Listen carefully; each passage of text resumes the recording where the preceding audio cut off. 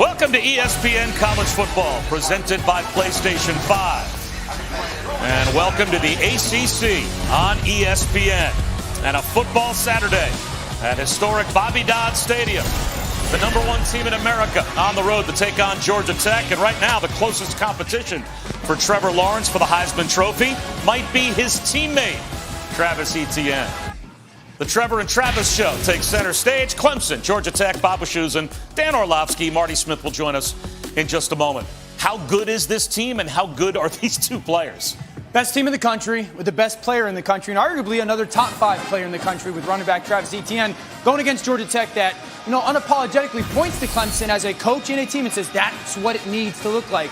For Trevor Lawrence, I marvel at the fact that he wants to become great at every single thing in his game. And Travis Etienne came back to say, I'm the most complete tailback in all of college football. And Marty Smith, how surprising was it to you that he came back? Bob, good afternoon. Etienne had nothing left to prove at the collegiate level, but if you talk to his coaches, I wondered why he was even still in school. And offensive coordinator Tony Elliott laughed at me when I asked this week. He said, Marty, I was very blunt with number 9. I told him, if you're cool with being a second rounder, go ahead and go. But there are things you can improve, namely being a receiver and a confident receiver. They say he's worked tirelessly to achieve that. We've seen how potent he is this season in that regard. And Dabo Swinney told us yesterday when we chatted, these days the guy thinks he's Jerry Rice. Well, they have put up historic numbers already. Georgia Tech and their defense with as stout a challenge as there is in college football. Taking on Clemson when we come back.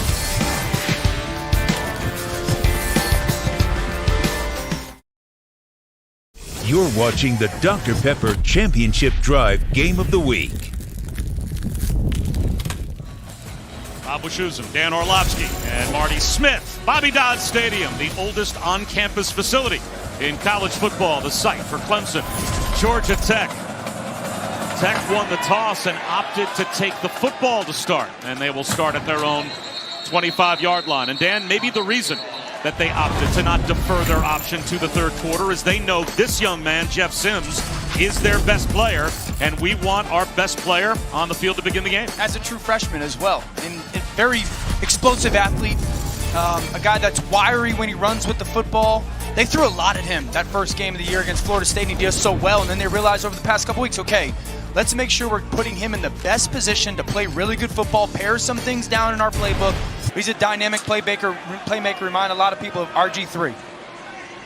We'll hand it off on first down. And another true freshman, Jahmyr Gibbs, turns the corner. They have the hope that this freshman running back and this freshman quarterback are going to spend the next at least minimum 3 years together, turning themselves into maybe a Trevor Lawrence, Travis Etienne type combination.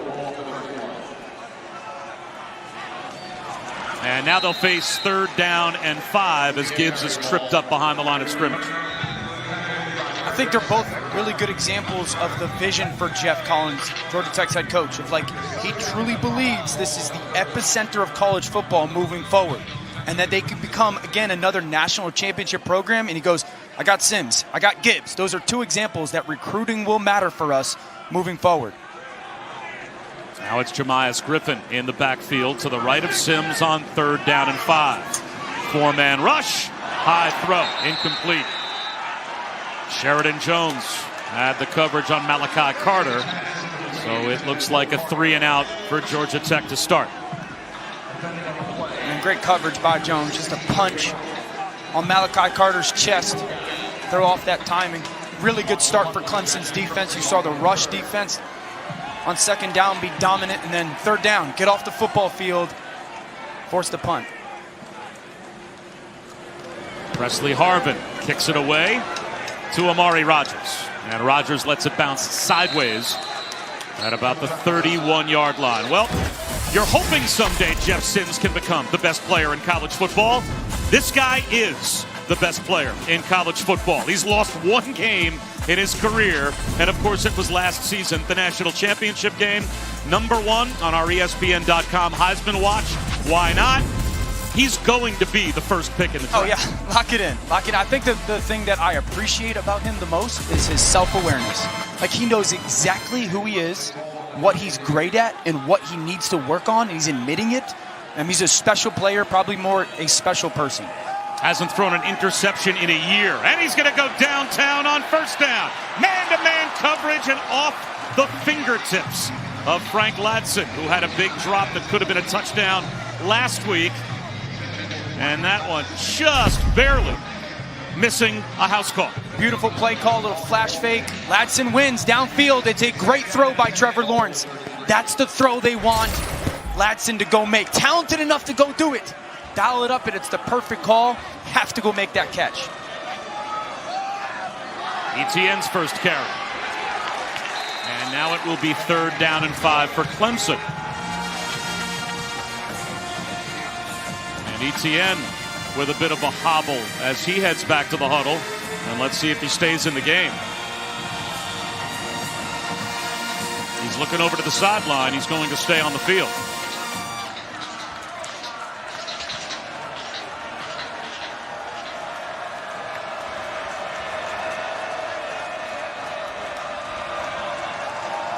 Three-man rush, long throw, back shoulder, one-on-one, and it is on time for a first down to Cornell Powell. How good is this? How about the throw from Trevor Lawrence? Just watch the pace of the football, the trajectory. He'll take a little off of it, back shoulder, to allow Powell to track it, adjust his body, and go make that catch. Outstanding by the quarterback.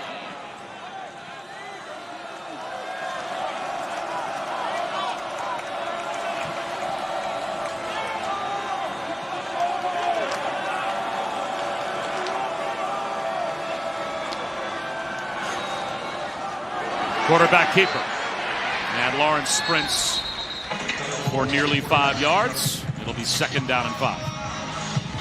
I think that's something that Trevor Lawrence has shown this season, is growth when he's a runner of the football. Now, last week against Miami, he takes a massive shot. But just the awareness, you're a big physical athlete. When you get 5-6 yards and there's a guy near you, just get out. You don't have to take those hits. Tunnel screen, and Amari Rodgers bottled up after a gain of 1.5 yards. Well diagnosed by Trey Swilling. He'd been out the last 3 games since opening day with an injury, so it's good to have him back. And now it's 3rd down again for Clemson. That was a really good diagnosis by Trey Swilling of just seeing that two-sided screen and kind of firing his gun. 3rd and 3, this is where Clemson can live, though, because there's so many options to, okay, take tight end 88, Brendan Galloway, like, he's a matchup problem. What are you going to do with Travis Etienne? You're going to put a linebacker on him? Those are the questions that Georgia Tech will have to answer today. And also, this is a run opportunity with the yardage for Clemson. Etienne spins, yards after contact. He lost the football. Is it ruled a fumble? If it is, it's a Georgia Tech takeaway. And the Jackets have the football. Swilling comes up with the recovery. On the field is a fumble recovered by the defense. First down. See the spin off. Okay, watch the punch right there. Ball out. What a start for Georgia Tech's defense. Forcing the fumble, one of the best backs in the country. Yellow Jacket ball.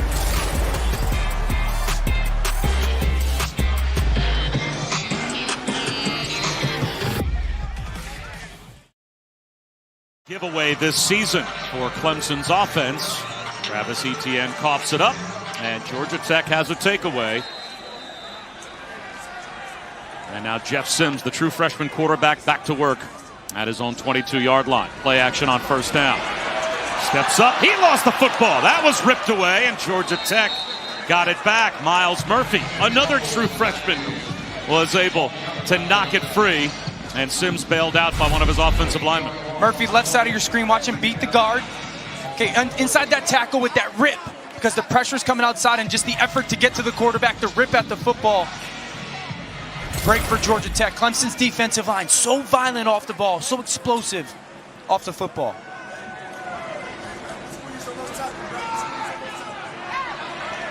Second and 18 is now going to come 3rd down at about 15 after only a 3-yard gain for Jahmyr Gibbs.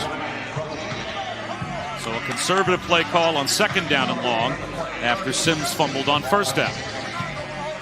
You know, normally you're going, okay, 3rd and 16, what would you call here? I think that Sims is such a special player, and you're always very aware of the pressure package from Clemson. Quarterback run could be something where you can catch them and be a good play. A screen that goes nowhere. Dante Smith immediately met by Mike Jones. Watch Mike Jones, number 6, just drop down, mirror the back.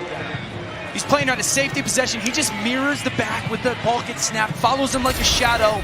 Once that ball's thrown, drives to the tailback. Outstanding awareness by the sophomore Mike Jones. Talk about a really good defense turning a lost fumble into nothing. Yeah. They're about to get the football, you'd think, with really good field position after a 3-and-out and a 9-yard net loss after the fumble recovery for Georgia Tech. Harvin to midfield, Rogers returnable. And he gets tripped up, but well across the 50. They'll mark him down at about the 41-yard line of Georgia Tech. Plus territory for Clemson next.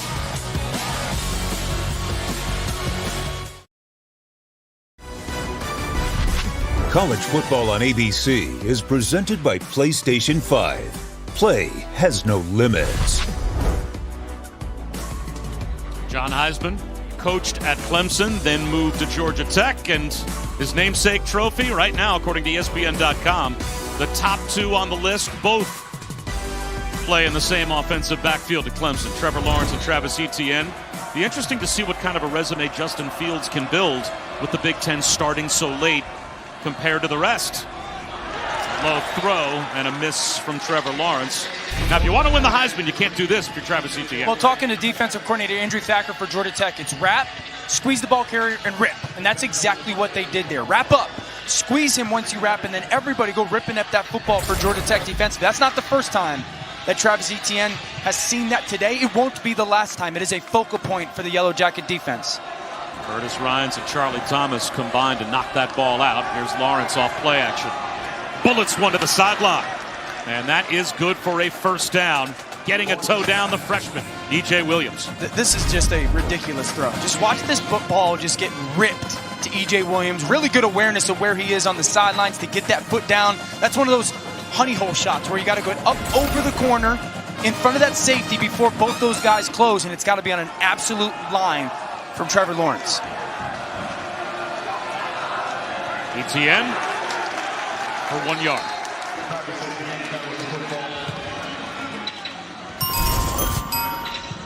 I think that's the thing that's so impressive about Lawrence. It's just the power with everything that he does. Like the ball, we often hear like it jumps off his hand, or like it's just a powerful throw. And what he's added to his game, I think, since the national title is like the change of tempos of that football. Sometimes it does need a little bit of touch, and he's added that, but you can't teach that ball just getting on a frozen line to the perimeter. Here comes a blitz. Picked up, slant over the middle. Amari Rogers. First and goal, Clemson. So well done by Rogers. Watch him set. Watch him set the safety, set him down, drop him. Little fake to the outside. Turn your head to the quarterback, ball on your chest. He's a pro. Number 3 is a pro when it comes to route running. And I love the fact that Trevor Lawrence saw the pressure. He replaced where it came from with a quick throw.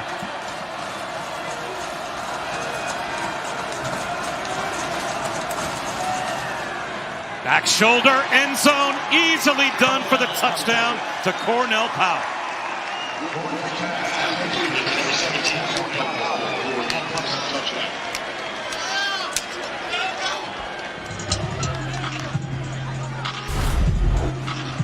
Look at the route, bottom of the screen, set that defender real quick. Great throw by Trevor Lawrence. Outstanding body control by Powell. Saw the back shoulder on 3rd down before. See it down in the red zone for a touchdown. The 11th touchdown pass of the season for Trevor Lawrence. And the first caught this year by Cornell Powell. A moment ago, there was a big momentum-changing play in this game. Remember, Georgia Tech got a fumble recovery? Clemson, not so fast. This season, for every field goal and extra point made by participating universities, Allstate will make a contribution to the university's general scholarship fund. We thank Allstate.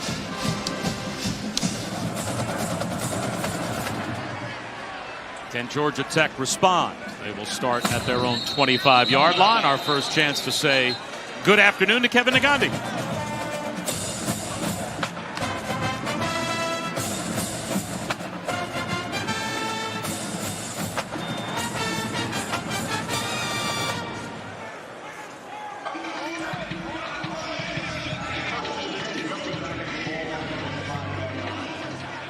That's great news. I mean, obviously, anyone Coach Saban's age or older, you hear the diagnosis as Sims on quarterback run breaks a tackle in the backfield, gets back to the line of scrimmage.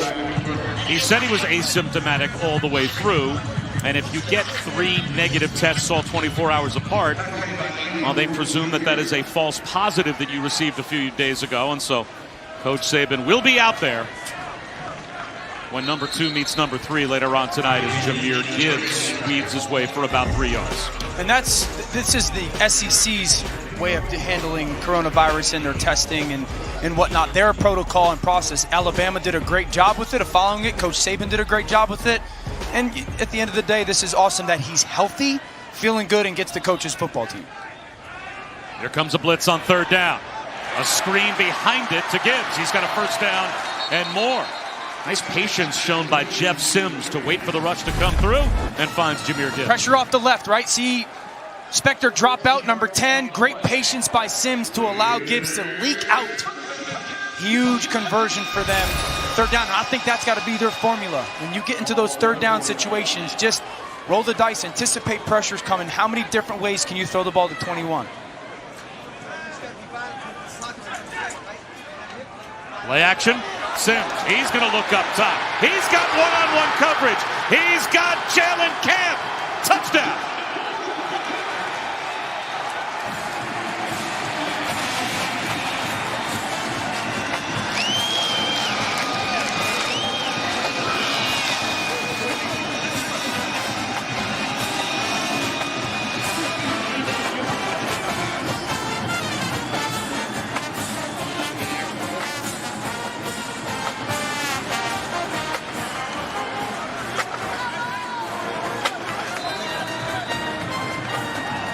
Jalen Camp, only 7 catches in a redshirt shortened season last year in 4 games.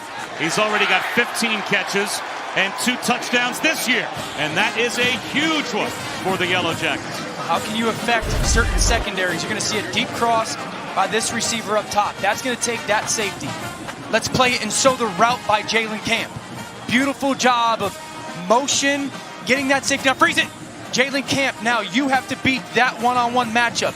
When you win, set him on the outside, you have the whole field to cross. That's how this touchdown happens. That safety takes the crosser. Beautiful throw by Jeff Sims. Jalen Camp, you got to win on your route. Outstanding job. Play design and execution. Watch safety come down. Great job by Sims, and I love the throw. Get it out early on one hitch. Understand you can bring him across the field, Jalen Camp, for the Yellow Jacket touchdown. I know when you watched Jeff Sims on tape this past week, you think his future is every bit as bright as Jeff Collins does. Oh, yeah. He's if he stays continuing to grind on his work, and fingers crossed he stays healthy, Jeff Sims is a future superstar for Georgia Tech. Not a good college quarterback, a superstar, because he's big, he's physical, he's smart, great work ethic, intangibles, loves the game. He's going to be a superstar for Georgia Tech. Lynn-J Dixon on the run back and spins and stiff arms his way to about the 16-yard line before he's driven out. We'll call it the 17, and we'll check in again with Kevin.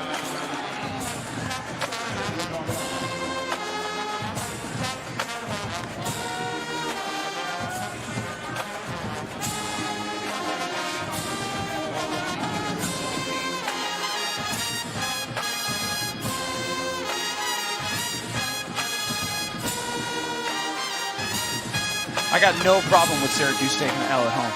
No problem. I know it's 7-7, but you're not going to get me to apologize for Syracuse potentially taking an L at home. I'll take it. Just bitter Connecticut alums. I love it. Listen, anyone who said no to me when it came to recruitment in high school, I want them to lose every game. Trevor Lawrence, he's going to look up top. He's got a man behind the defense. Once again, it's Amari Rogers, and he'll go the distance. Anything you can do, I can do better.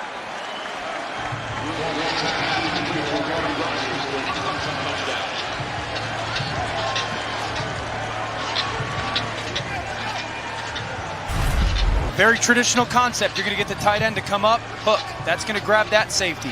This is going to be Amari Rodgers on that deep post. Once that safety jumps up on that tight end, right there, that safety jumps up. Amari Rodgers got outside leverage. Easy win for Clemson offense. Listen, too talented, too good of a football team to make it that easy on this offense. Hey, T. Higgins is gone. Justin Ross, he's out at least for this season with a congenital spine fusion in his neck. Those are NFL-level wide receivers that are gone. Don't worry. This is a traditional. Clemson's got more. Yeah, this is a traditional play. That's called like Fox 2 X and Y hook, where you just sit that tight end down in front of a safety, and then you got outside leverage on Amari Rodgers, and that's easy for him. Watch the patience off the line of scrimmage. Great eyes by Trevor Lawrence. Little play fake, confirm what I'm seeing, and then great trajectory. Again, beautiful air on that throw, but that's too easy for 16-3. I think 3's route running is so special, and we kind of box him in as a slot receiver, a possession guy. But when you can run routes and you know how to set defenders, meaning when you get up to them, where to lean, where to place your feet, the way to nod, it doesn't really matter how fast you are. You can win strictly off your route running ability. Amari Rodgers does it really well. Let's see how Georgia Tech responds again. They recover a fumble, give it right back to Clemson, and give up a short field touchdown. Then they respond with a deep ball. They give up a deep ball, so now it's back to the true freshman Jeff Sims, and kickoff week 6 with Sunday NFL Countdown at 10 a.m. Eastern on ESPN tomorrow. Before Tom Brady and Aaron Rodgers square off, an inside look at what life is like backing up the game's great quarterbacks. And then Monday Night Football. Kyler Murray and the Cardinals take on the Cowboys in Dallas, 8 Eastern on ESPN. ESPN Deportes and the ESPN app. The Cowboys, they responded very well in the immediate aftermath of the Dak Prescott injury. As Georgia Tech goes to work, Sims, he may have had the ball taken away on a low snap. Clemson's got it. Disaster for Georgia Tech. KJ Henry gets a gift on the low center exchange that Sims couldn't handle. Low and left for that quarterback snap in the shotgun. KJ Henry just explodes off the ball and gets to it. You can see Sims trying to gather it right there, and KJ Henry's just right there. Easy pickings for him. Just a mistake you can't make against this team. You play with such a small margin for error when you play a team as good as Clemson, and Jeff Collins' team just gave Dabo Swinney's group a gift. So a red zone chance on the turnover. Shovel pass. And grinding his way for about 1.5 yards is Davis Allen. This is why the bad snap happens, right? Clemson will always put someone on the center's head right there. So that center has to snap the ball, get his hands on his guy, and block him. Now watch the ball. It's going to go low left right there. That's exactly why. That's why Clemson is so willing, and teams are so willing to put someone on the center's head every snap. Because it's challenging for that guy to think, okay, I got to make this snap, and I got to move, and I got to get my feet right and get hands on that defender. It's very difficult, and that's the advantage of a 3-4 defense. Lawrence throwing down. The blitz works, and it's a negative play. Wes Jackson was able to get through to Trevor Lawrence. He beats Travis Etienne. Watch Jackson shoot the gap between the guard and the center. That's Travis Etienne's guy, and it just happened so quickly. This is called timing a blitz. Don't give it away, because then the back will be ready for it. Great job by Quez Jackson. What's the challenge there for a running back as well? You want to sell play action, but still get in front of the quarterback for blitz pickup. Oftentimes, it's just abort your fake. You know, your job number one in that situation is protection over play fake. But the fact that he couldn't get there is because Quez Jackson timed it up so well. Lawrence out of the pocket, 3rd down and 17. He's going to try and run for it. And he will get the field goal group some real estate. Smart decision. It's the right play for Trevor Lawrence. I'd love to say that he could force something in, but it's the right decision. And Dabo should go kick this football. You just got that big turnover. guarantee yourself getting into points. 4th and 7 is too much of a risk right now. That's a huge win, though, for Georgia Tech. No doubt. To give the ball away in the red zone and hold this offense to a B.T. Potter field goal attempt.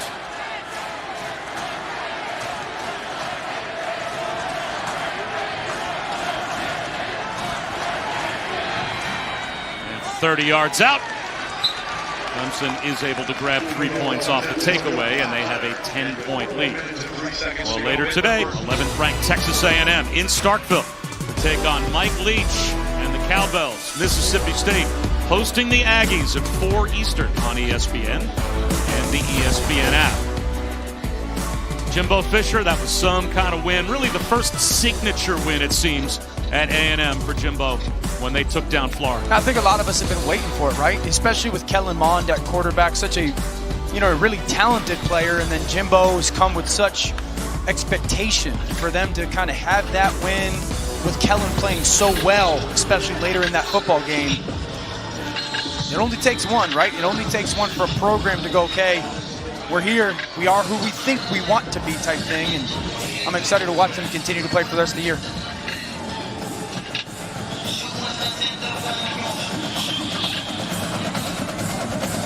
Venables ready to send his defense back out there against the Tech offense that went up top a couple of possessions ago. It'll be a touchback once again.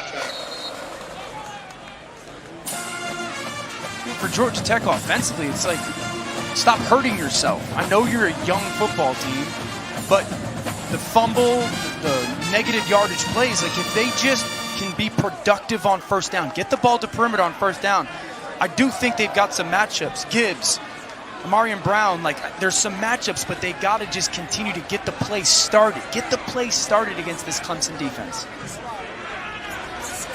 Sims, incomplete. Tried to slip one underneath to Dylan Devaney. Well, this is an offensive transformation at Georgia Tech. Obviously, Jeff Collins going from the triple option to the struggles last season to now getting a really dynamic quarterback in Jeff Sims. You can see the improvement. And a big improvement is up front as well. Their offensive line, again, going from this crazy transition of the triple option to what they are now, like much bigger, much more fundamentally sound, stronger. So their up front has had a great jump in development as well. Gibbs. It'll be 3rd down and 4 after we check in with Kevin.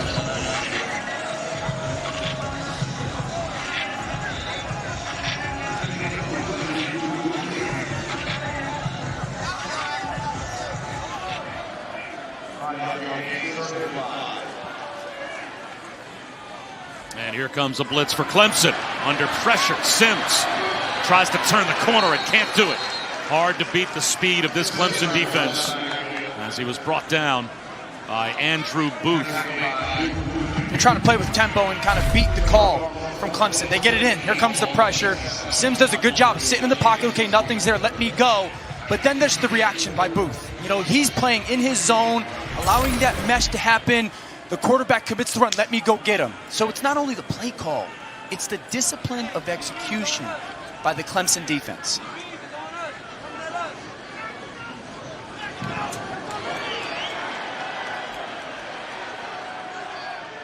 Rodgers up against the sideline, out of bounds inside the 20-yard line. Well, RPOs, we hear about it all the time. You think Trevor Lawrence might be the best at it? Absolutely. It's a big part of their offense. Now, first of all, watch the defender on the left. This is going to be a run and a pass at the same time. Top right screen is going to tell you how quickly this decision gets made and how fast that ball gets to travel. Bottom left, 19 yards. Folks, listen, that is half a second, and the ball goes 19 yards, and that's from the decision to pull the handoff and make the throw. That's not the whole play. I mean, that's half a second. That's why it's such a big part of their offense, because he's incredible at it in the way fast he gets through it mentally, but the power of the throw is remarkable. This time he hands it off to Lynjay Dixon. Dixon picks up about 5 yards on first down. Could you do that? Half a second, throw the ball 20 yards? I can't get out of bed in under 5 minutes. What could I do in half a second? Well... But I think, we minimize the RPO, the run-pass option. We think it's such an easy play. This kid does it just at a a 10 out of 10 level in every aspect. For some of those snap throws, and this one's dropped by Ladson, is he even bothering to find the laces? No. I mean, the ball's in his hand and gone so quick. Yeah, I mean, that's sometimes we when quarterbacks go to the combine, we're like, oh, hand size, let's make fun of it. But that's why, in an aspect where it would matter, because, you know, you're pulling that ball out, you don't have the laces. Like that ball, you've got to be able to grip it and rip it. And so that's why some of the physical attributes that come into play are such a big deal.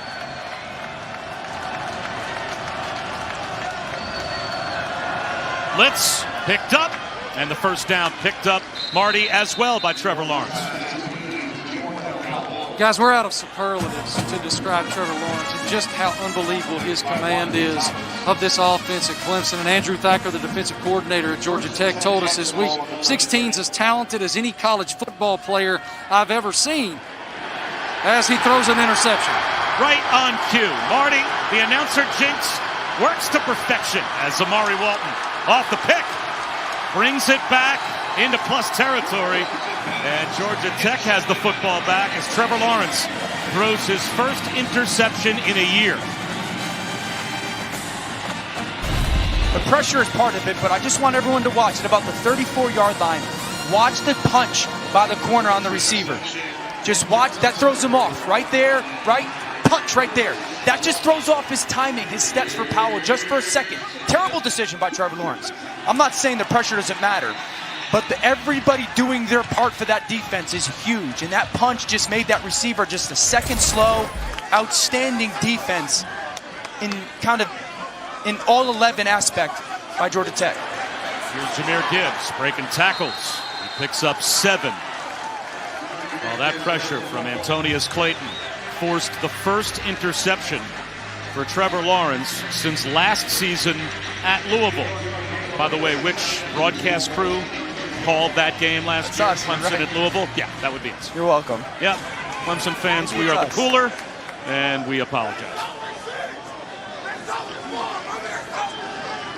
Bunch set at the bottom of the screen, and Sims will roll the other way on quarterback run and get tracked down well short of the first down. So it'll be 3rd down and 2.5, close to 3. That was a great play by Nolan Turner in the open field. He's got to shed the block of Gibbs and then go make the tackle.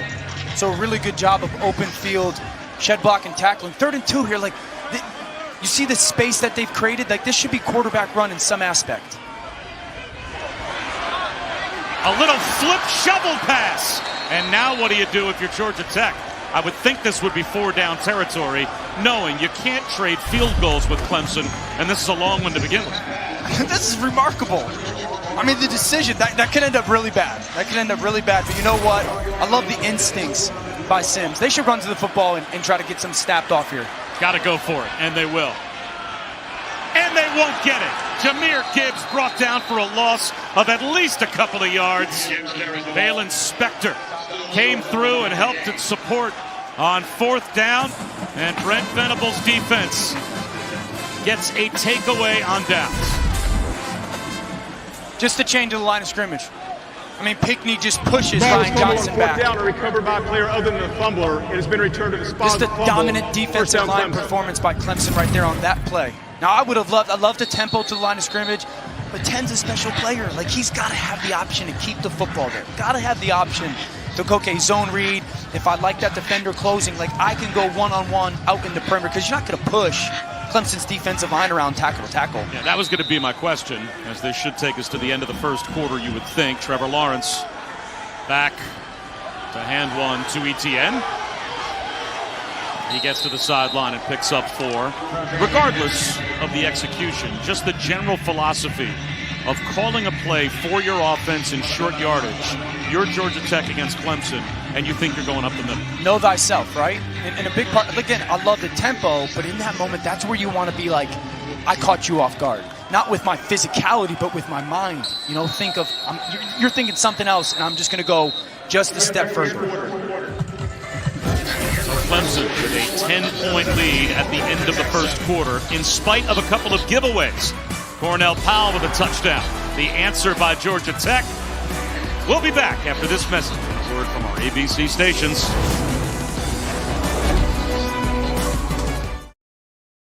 ESPN College Football presented by PlayStation 5 as we continue Dr. Pepper's Championship Drive Game of the Week.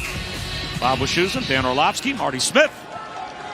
Starting the second quarter near midfield for Clemson. Travis Etienne will pick up about 4 yards. Another update with Kevin.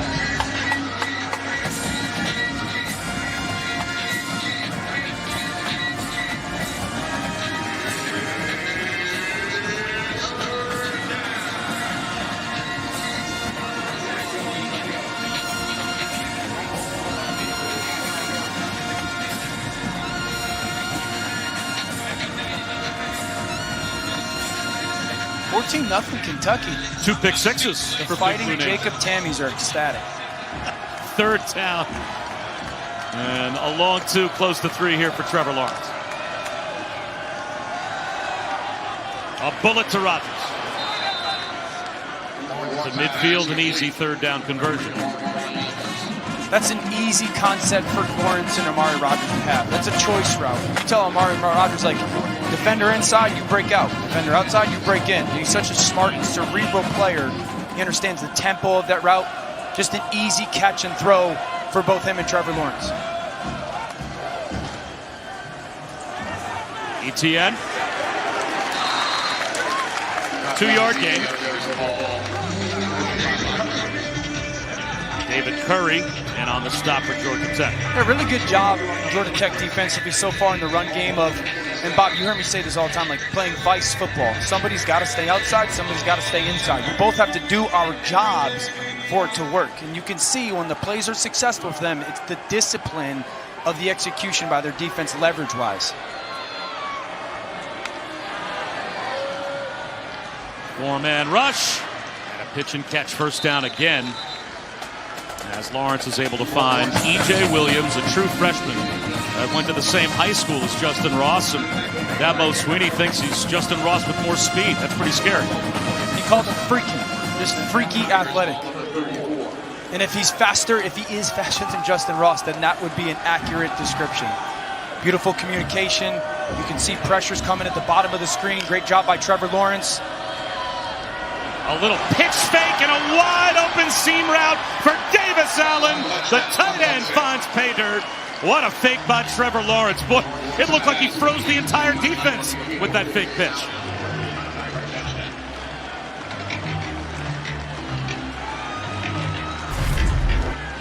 All right, this is going to be the tight end that leaks out right here. Now as we play it, watch the play fake by Trevor Lawrence. Now freeze it. That little flash fake right there gets that linebacker to flow that way. Here comes that back. He's going to flow that way. That's going to allow him to leak right down the field. Touchdown, Clemson.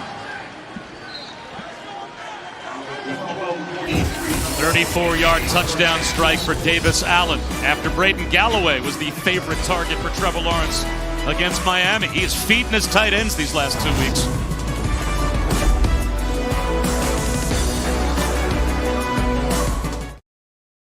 This week's college football rankings brought to you by AT&T 5G. Well, with Notre Dame playing an ACC schedule this year, 3 teams in the ACC are in the top 5. As Notre Dame takes on Louisville this afternoon, North Carolina in Tallahassee at 7:30 Eastern on ABC. And, of course, the news of the day, Dan Orlovsky, Nick Saban cleared to coach Alabama against Georgia tonight. Huge deal. It's great for Alabama. That football game tonight is going to be strength on strength. Bama's offense, Georgia's defense. Dante Smith brought down at the 18-yard line. Versatility to this Clemson offense. Yeah, first of all, I love the type of throw to Cornell Powell, the back shoulder fade. Just watch the love on the football. Just take a little bit off it. Beautiful placement that allows the receiver to adjust. Okay, pressure coming off. Replace the pressure with that slant inside. I love the throw right on the chest. And then how about the touchdown? A little toss fake, get those defenders to overrun. And the throw is absolutely perfect from Lawrence to Allen. Clemson's offense, minus a few mistakes, has been flawless so far. This is the 7th time Georgia Tech has had the football. As Jahmyr Gibbs will pick up 2.5 yards. That's their 19th total play. This is their 7th possession. They have not had a drive go more than 4 plays. Their only touchdown drive was a 1-play strike to Jalen Camp. They would probably do well to keep their defense on the bench at least a little bit here if they can put together a march. Yeah, they need to get a couple plays, some momentum for their offense going. You could see right now, like, Sims looking to the sideline. Okay, we know what the defensive structure is. Do we like a play? But this is what's going to happen. Clemson defensively is going to change the look that they showed you. Play action. Again, he's going to take a deep shot. He's got a man behind the defense, but he overshoots Marion Brown as we check in with Kevin.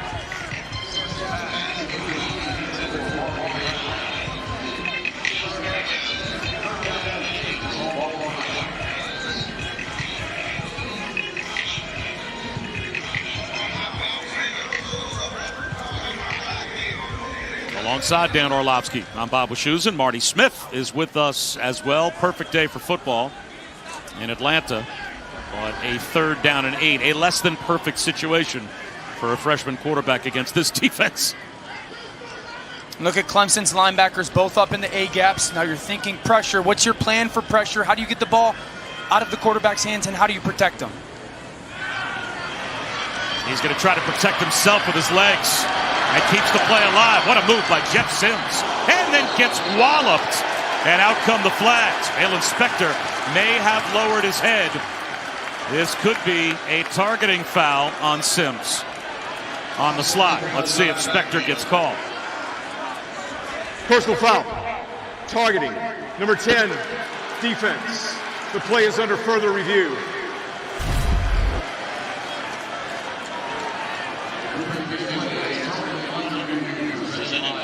Great play by Sims. Spector with a big hit. We'll see what they say. They're going to review it. We'll come back with the decision.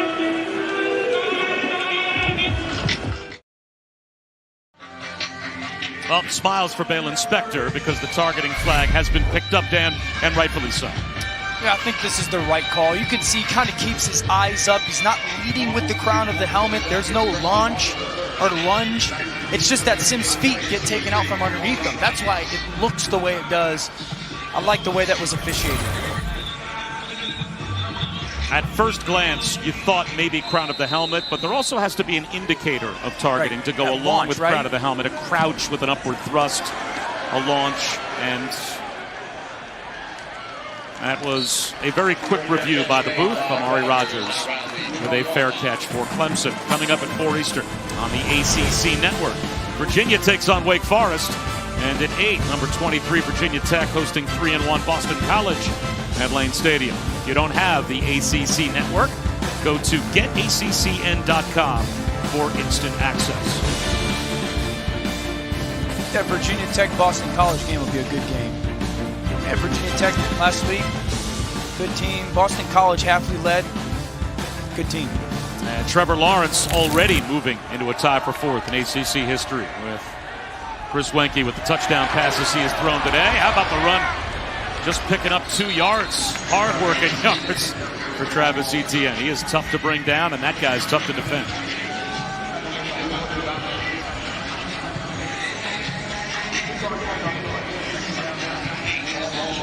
For Clemson offensively, they've had some really explosive plays, but can they go on a methodical drive? For Tony Elliott, their play call, like, can you put together a drive you feel really good about right now? Etienne moves the pile. 2 yards shy of a first down. The 3rd down, Marty. Guys, when we talked to Dabo Swinney yesterday, he lauded his first unit on the offensive line, said, in fact, it might be the best first group he's ever had as the head coach at Clemson. Now, their depth is not what they've had in the past. They can't run players in and out the way they have in the past, but this first group, he said, is absolutely stellar. I think a big deal of that is right guard Will Putnam. He was the only kind of question mark for them moving forward. Was he going to be able to take the jump that he has? Lawrence to Etienne. Down the sideline goes Travis Etienne. Not just a 3rd down conversion, but a chunk play to midfield. Beautiful job. Watch the receiver coming from the left side of the screen, just kind of create traffic on Carpenter right there. Good job by Lawrence of getting that ball out in front, and then Etienne getting his head around. Really good understanding that you're going to get man-to-man defense, you'll create traffic by other people, and find where the leverage of the matchup is for the quarterback. That's Travis Etienne's first catch of the day. Dabo Swinney said that's where his game has made the biggest improvement as Lawrence rolls to his right. Fires across his body, and it's knocked away. Intended for E.J. Williams. You know, Dabo Swinney told us about Travis Etienne. As a freshman, I would not have thrown him the football.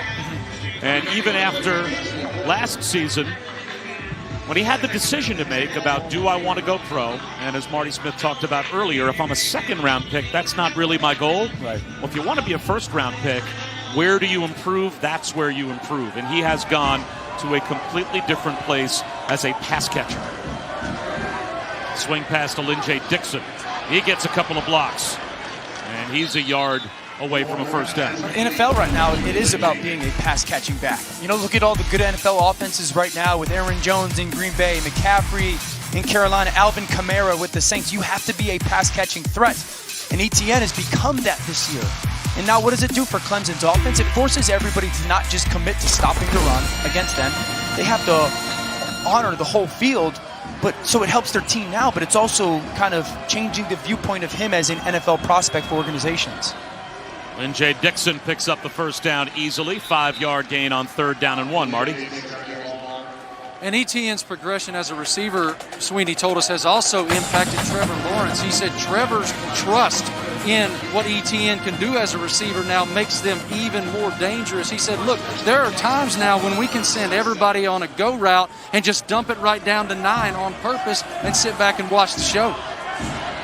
But then also if they don't cover the go route really good, it just becomes a touchdown for your offense. Imagine that. Must be nice. Counter handoff to Dixon. Now the only player at Clemson to average fewer yards per carry than Etienne is Dixon. Travis Etienne's going to try and retire as a Clemson player, averaging 7 yards per carry for his career. Lynn J. Dixon's number 2 in Clemson history, right on his heels. What did Dabo say to us yesterday? Sometimes you just got to remember that the other guys are there. You know, that's been a big part of his program is making sure that people get reps.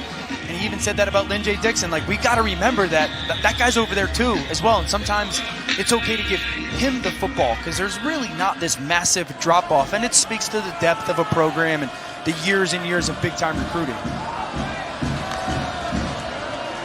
Play action. Lawrence fires one over the middle. Wide open. Amari Rodgers leaps a man looking for the pylon. And he's out of bounds at the 1. Great eyes by the quarterback. Great job by Amari Rodgers to continue to finish athletically. The hop over, almost getting into that end zone. Look at the eyes. Okay, look right. Confirm, look left. Now snap back and find Rodgers crossing the field. That's what it's called, post-snap recognition. Understanding and listening to your eyes and just confirming the things you see. Yes, great offensive line protection, but a quarterback has to know what the problem of the defense is when it comes to coverage and where to attack it. And Trevor Lawrence, that's the perfect example of it. Look, they got Pinckney and Bruzzy in the backfield. Yeah, that's some big guys. That's a true freshman defensive tackle at 300 pounds lining up at tailback. I'd call timeout too.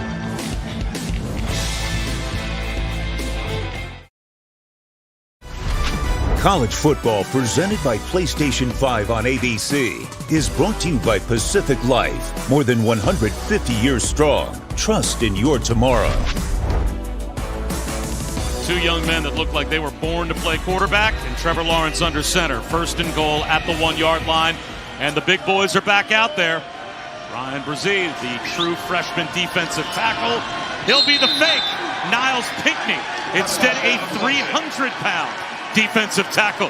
Takes the handoff at fullback. Boy, try tackling him. They can't. It's a touchdown.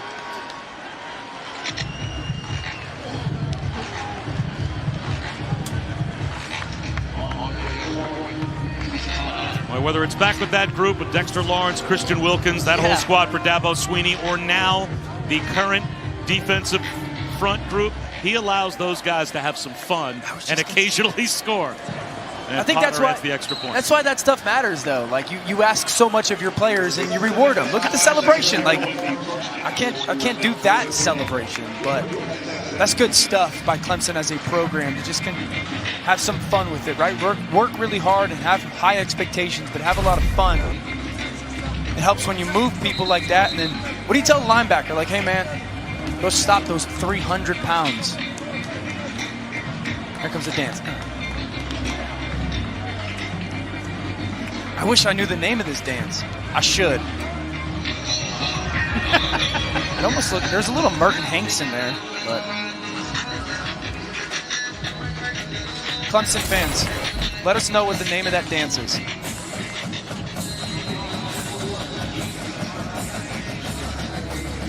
.325 yards of offense put up by the Tigers here in the first half. We still have 7 minutes to go in the second quarter. And it's a 24-point lead. And it will come out to the 25-yard line again for Georgia Tech. Once again, we check in with Kevin.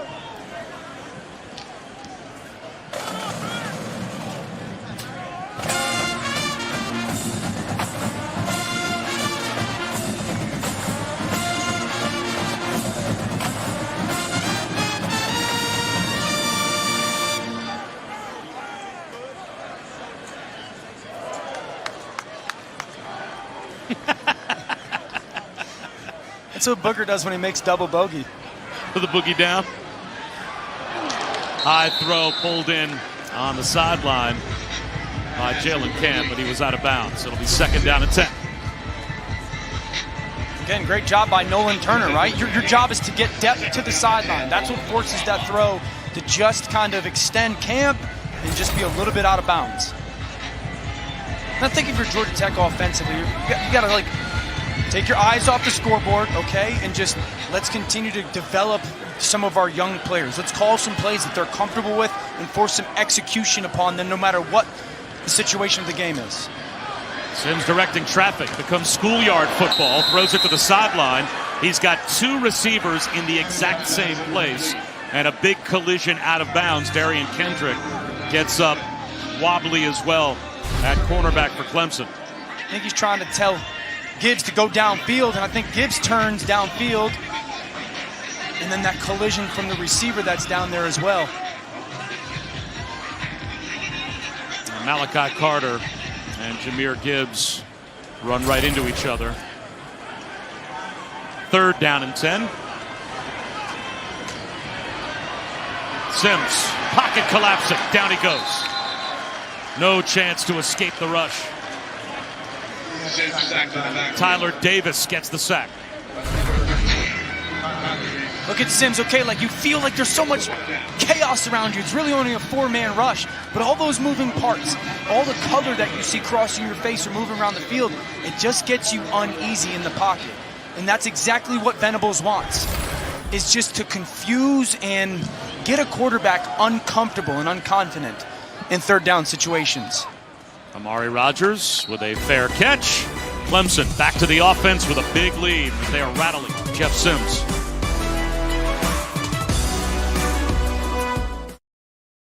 Trevor Lawrence is one of the best quarterbacks in college I have ever seen. This dude has everything: size, arm, accuracy. He's a winner. I think he's got a lot of grit to him. It's nice to be recognized, but the only award that I really care too much about is national championship.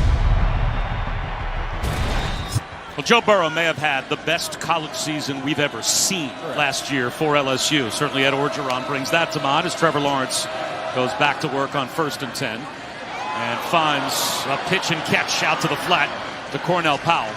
But when you think about the totality, Dan Orlovsky, of Trevor Lawrence, with a flag down on the play, I don't think I can remember a college quarterback, maybe going back to John Elway, that is going to go into the draft being more well thought of by the entirety of the NFL than Trevor Lawrence. There is no foul for unnecessary roughness. 1st down. Well, you know, Dabo touched on that a little bit this week, and I agree with him. Okay, so if we're going to go, okay, you want to play quarterback in the NFL physically, are you big enough? Yes. Is your arm powerful and strong enough? Yes.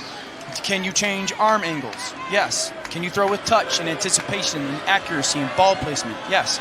All right, so nowadays in the NFL, it's about playmaking at the quarterback position. Screen here to Joseph Ngata, and he is able to pick up about 7 yards, but looking for extra, he coughs the football up. Rolling on the field with a fumble, recovered by the defense. 1st down, Georgia Tech. 3rd giveaway here in the first half for Clemson. Just a quick wide receiver screen. Ngata, somebody that they're counting on. He's finally healthy. Spin. We talked about it. Wrap, squeeze, and rip. He may have been down. And may be worth another look to see if the elbow was down The before ruling on the the ball previous came play out. of a fumble recovered by the defense is under further review.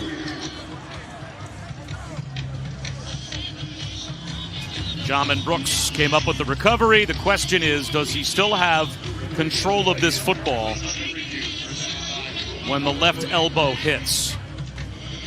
Or is that ball coming free just before the left elbow hits the ground?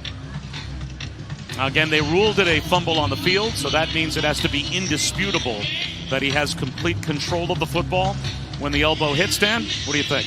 Hard to tell from that angle. That's a tough angle. The ruling on the field, obviously, to your point, matters, but I think the left elbow, okay, there's control. I think the left elbow is down before that ball looks to be out of control from his hands. I'm looking at the stripe of the football, the laces of the football, the point of the football. None of it ever moves until after that left elbow hits the ground.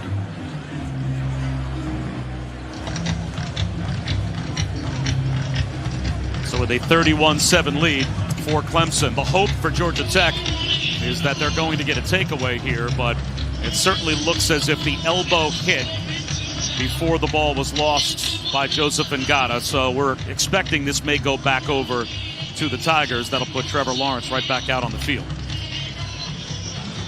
And if you're Georgia Tech and you're thinking, okay, do we have the football? Your mindset needs to be, let's go take a shot.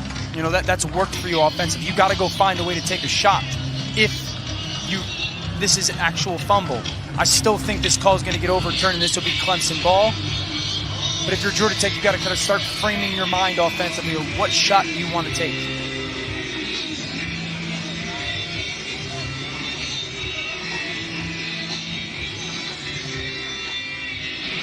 After further review, the runner was down with the ball at the plus 48-yard line. It will be placed at that spot. It will be second down.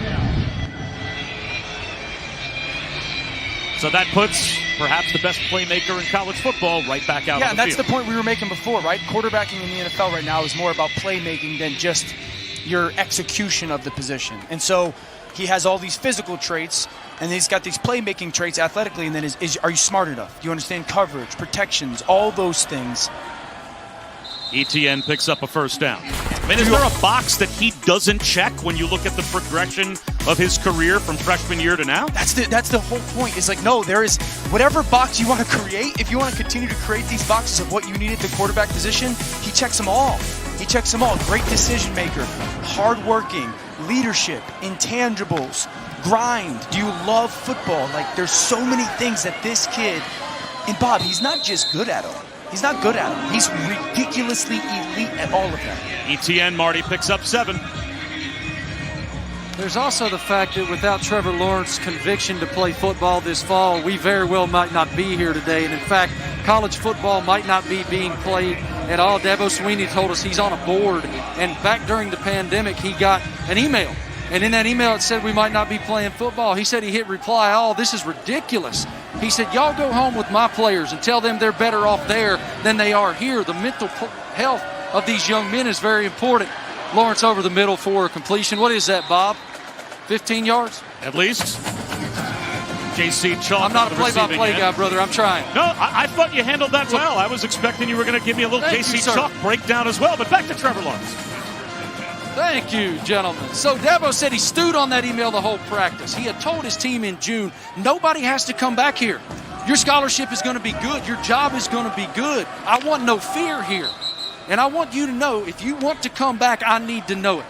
And he said after that practice, he walked up to his team and he said, I'm going to challenge you. How many of you guys want to be here and play? And he said after that practice, Lawrence walked up to him and said, Coach, I got this.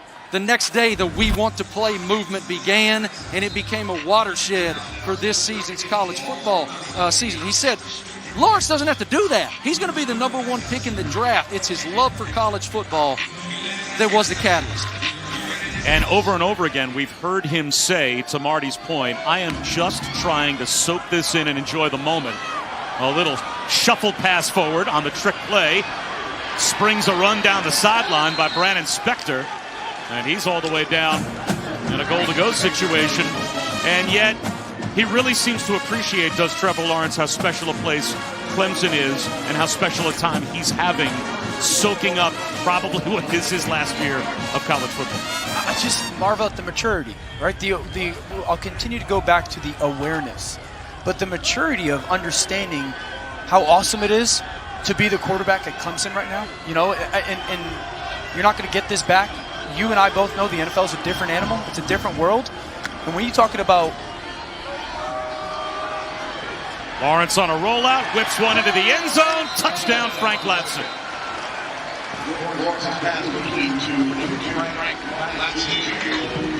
I mean, rolling to your left is hard for a right-handed quarterback.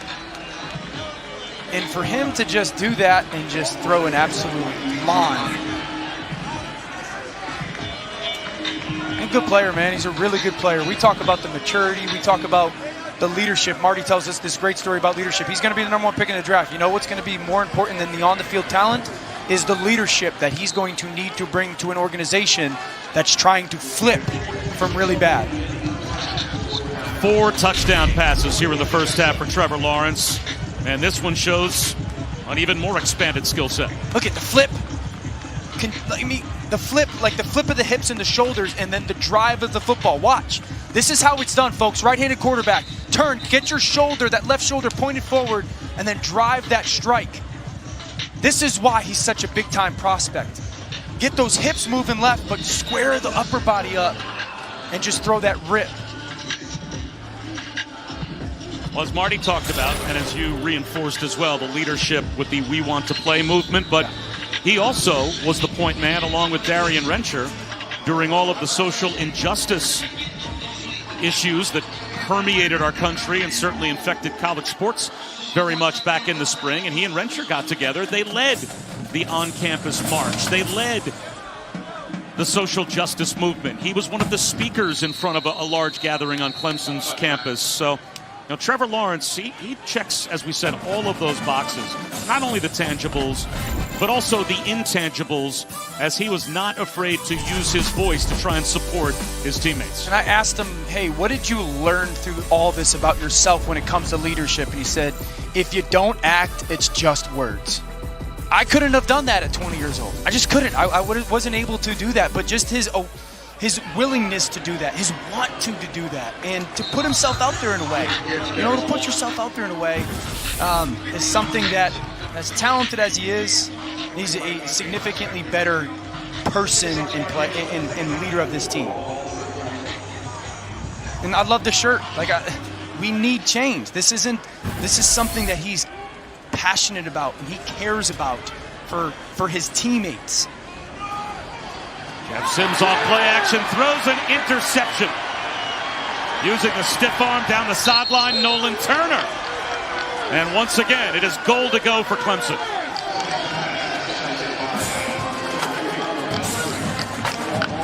Nolan Turner had one Power 5 offer coming out of high school, and it was from Clemson. His father, Kevin, played with Dabo Swinney back in Alabama.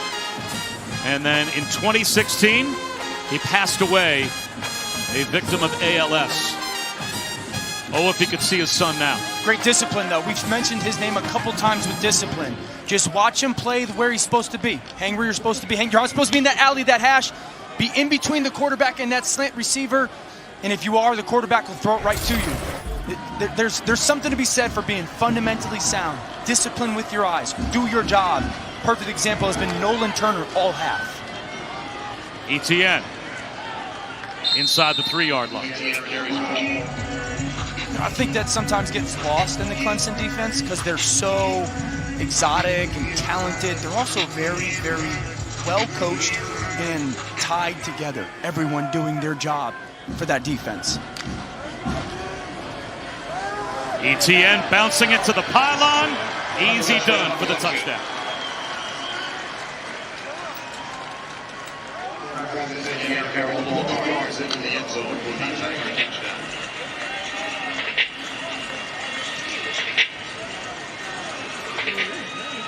So Travis Etienne, his 40th career game with a touchdown, which means he is one behind Donnell Pumphrey for the most games in FBS history. to have at least one touchdown. Moved into second place when he got by Tim Tebow a couple of scores ago. Not too bad. 48th career game and the 40th he has scored a touchdown. He's only played 8 games in his career at Clemson where he hasn't found the end zone, either through the air or on the ground. Or both. I wish I could find words to kind of describe it, you know, like incredible, dominant, remarkable. That's why I'll fight you guys that you guys, I think he's a first-round pick. Look, I agree, and he's moved now past Dalvin Cook, trying to track down Ted Brown, and if he stays healthy, he certainly will, for the most career rushing yards in ACC history. So between Trevor Lawrence and Travis Etienne, it's hard to imagine at the end of this season how many different records those two guys will hold in tandem. They'll be atop the record book just about everywhere. Special players, I think they're, you know, we were talking to Dabo about Etienne, right? And he was like, oh, you know, everyone wants to do these self-scouts on us and that we're giving the ball, or getting the ball to Travis Etienne too much. And he said, yeah, no duh, because if we don't, we're idiots. And he just laughed about it, saying, yeah, we understand that we get him the ball all the time. He's that good of a player. Well, it's time for today's Aflac trivia question. Aflac. Travis Etienne is the subject. He's won 2 straight ACC Player of the Year awards, who are the only players to win 3 consecutive Conference Player of the Year awards in BCS or Power 5 conferences. 3 consecutive Conference Players of the Year. We'll let you turn that one over. I got one in my head.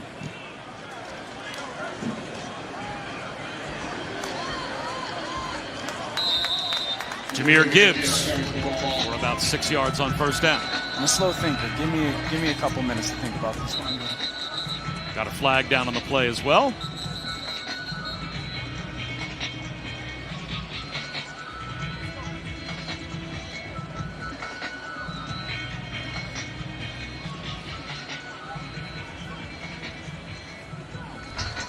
After the play was over, personal foul, late hit, number 10 defense.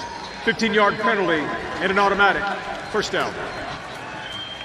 So Bill Inspector picks up the personal foul. And coming up, the State Farm halftime report. A couple of minutes away, Kevin Nagandi, Mark Sanchez, Booger McFarland are standing by. They'll have highlights and analysis from around the world of college football. They'll be looking ahead, I'm sure, tonight to number 2 against number 3. Out to about the 48-yard line. 2-yard gain for Jahmyr Gibbs, and there is the personal foul on Spector. It's the right call. It's late. Jeff Sims with a handoff again to Gibbs, and Gibbs breaking tackles. How about that run by the true freshman? 15 more. I love this out of Gibbs. Run hard. Watch the right side of the offensive line. Just give him a crease. Great set with your feet. Cut. Continue to move. Then watch the finish by a couple of these offensive linemen. Like, I like that. I like that from Georgia Tech's offense. Out of the pocket. Sims on the run. Picks up 2. We're not going to let you stew in your uncertainty any longer. We're going to answer the Aflac trivia question. I'm going to guess Tebow for one of them. He'd certainly be a good candidate. There are 2 answers to this question. Travis Etienne has won 2 ACC Player of the Year awards. The only players to win 3 in either a BCS or Power 5 conference. 2 pretty good players, Herschel and Donovan McNabb. It's hard to bring down as Jahmyr Gibbs reverses field. Did any player ever work harder to pick up 2 yards? If you're on a list with Herschel Walker, you are doing something right.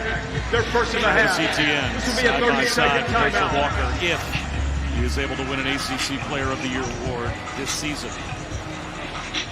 An early fumble erased by what has been a pretty good half with a touchdown on the ground and also some chunk yards through the air. We talked about him as a pass catcher, has been so good. Out to the flat real quick and then a swing screen. 3-4 yards, and then the vision, the finish. Bounce to the outside on the touchdown. too much speed to the pylon. He's really complete. We talked about him coming back this year to become more complete. We knew he was great yards after the catch, physical runner, really good vision, understanding, but could you become a better pass blocker? Check. And could you become a better pass receiver? Check. Outstanding player for Clemson. Sims hit as he throws, tipped ball, incomplete. That'll bring up 4th down as the freshman Brian Brzee, the consensus #1 recruit in America, is tough to block. Brzee, he's getting to that point right now through 5 games. One-on-one, you can't really deal with him unless your offensive line is elite. Like you really feel good about your interior 3. He's big-bodied, he's explosive, he's violent, he's a wrecking ball. I think they call him the wrecking ball or werewolf, which tells you everything you need to know of how big-time of a player he is. Timeout called by Georgia Tech with the play clock winding down before 4th down. Timeout, Georgia Tech. Their second of the half. This is a 30-second timeout. You know, for Georgia Tech right now, one, I would go for this. I like this out of Jeff Collins. I think that you got to understand that Clemson's going to throw a lot of stuff at you defensively. Now, as a play caller in that situation, especially with young players, your #1 job is to make things very clear for them, very black and white. Okay, listen, if they give you one safety in the middle of the field, I want you to work X receiver, the single receiver, down to a shallow cross, down to your back. Don't force him to think too much. If they play 2 high safeties, work the inside receiver to the outside receiver. Just make it very defined for him, because the challenge is if you give him too much wiggle room and you ask him to see too much, he's going to see nothing. And so on 4th and 6, give him very clear options of where to go with the football to allow him to play fast.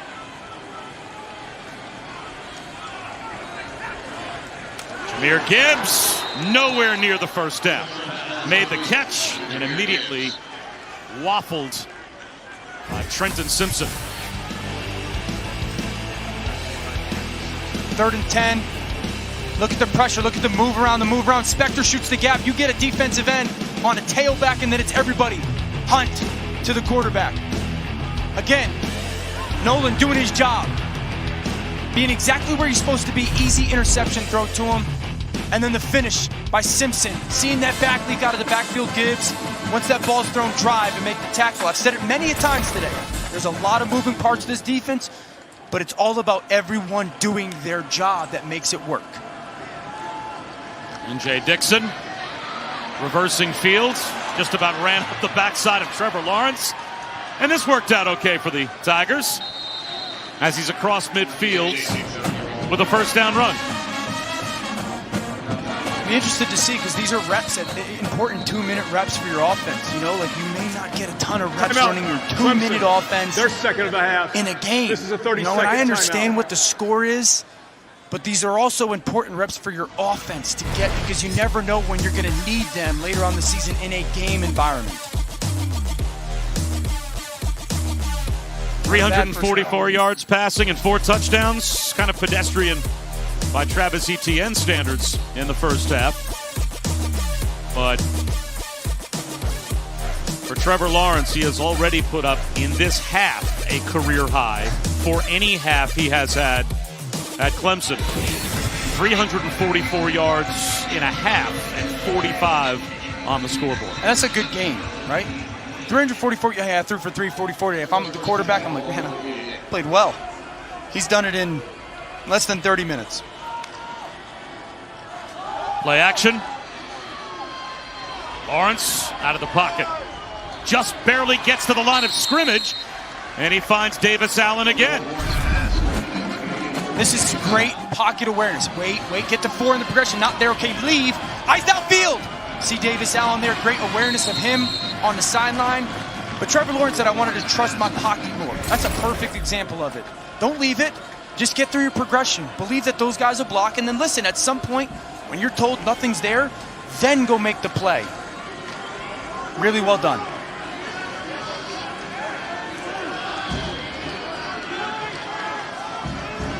Yeah, one-on-one in the slot. Lawrence, back left corner of the end zone for Amari Rodgers, and they do it again. Another Clemson touchdown.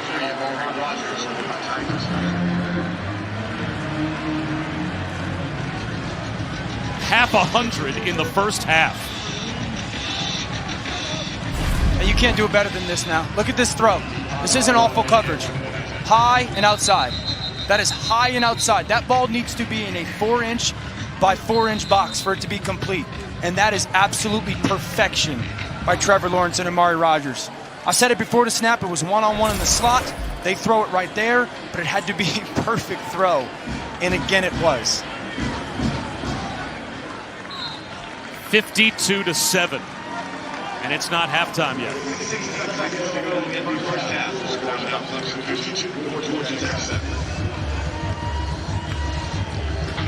Amari Rodgers only 5'10". That has to add a different layer of difficulty to this throw. Yeah, and it's a great job of Lawrence just peeking to his left real quick there and then realizing, okay, I got to drive this football. Too much air, he's going to run out. Right, he's going to run it. Look at the far peak, confirm the corner, bit on that little hitch, and then you have to drive that ball because too much air is going to pull him out of bounds. Watch the peak. Peak left, bang, right there. That's the full picture there, folks. Like that's a full understanding. When I get to the line of scrimmage, I know what the defense is in.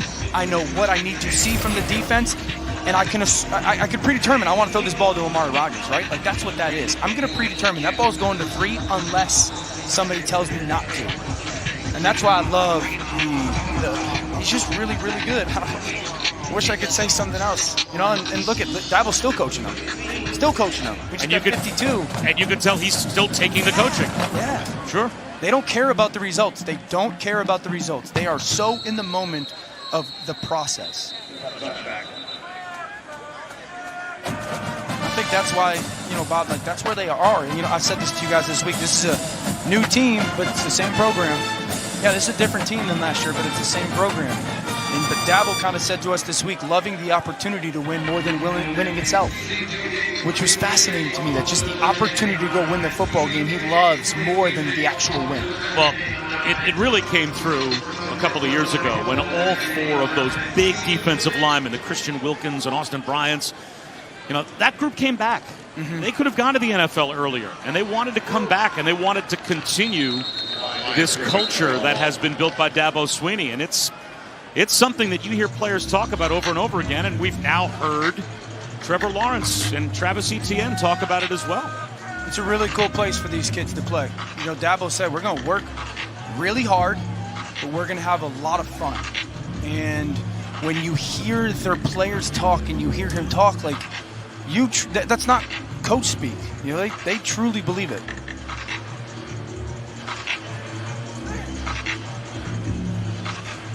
Looks as if Georgia Tech spent a timeout. Not sure why. A helmet came off an offensive player and stopped the clock with less than 1 minute to play in the half. By rule, this includes a 10-second runoff. The half is over. So rather than using a timeout, just take it to halftime. 52-7. Clemson on top of Georgia Tech. Coming up after the break, and a word from our ABC stations. Kevin, Mark, and Booger, they'll have the State Farm halftime report.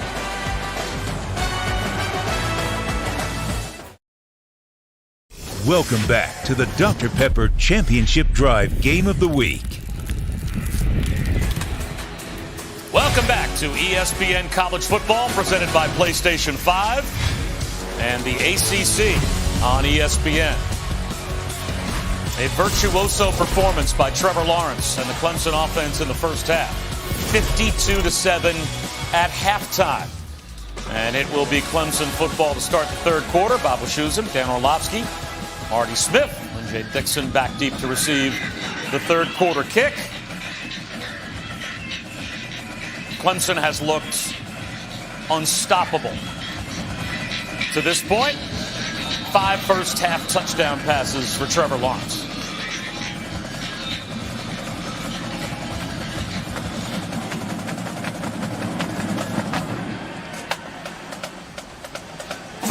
Returnable from the 1 for Dixon.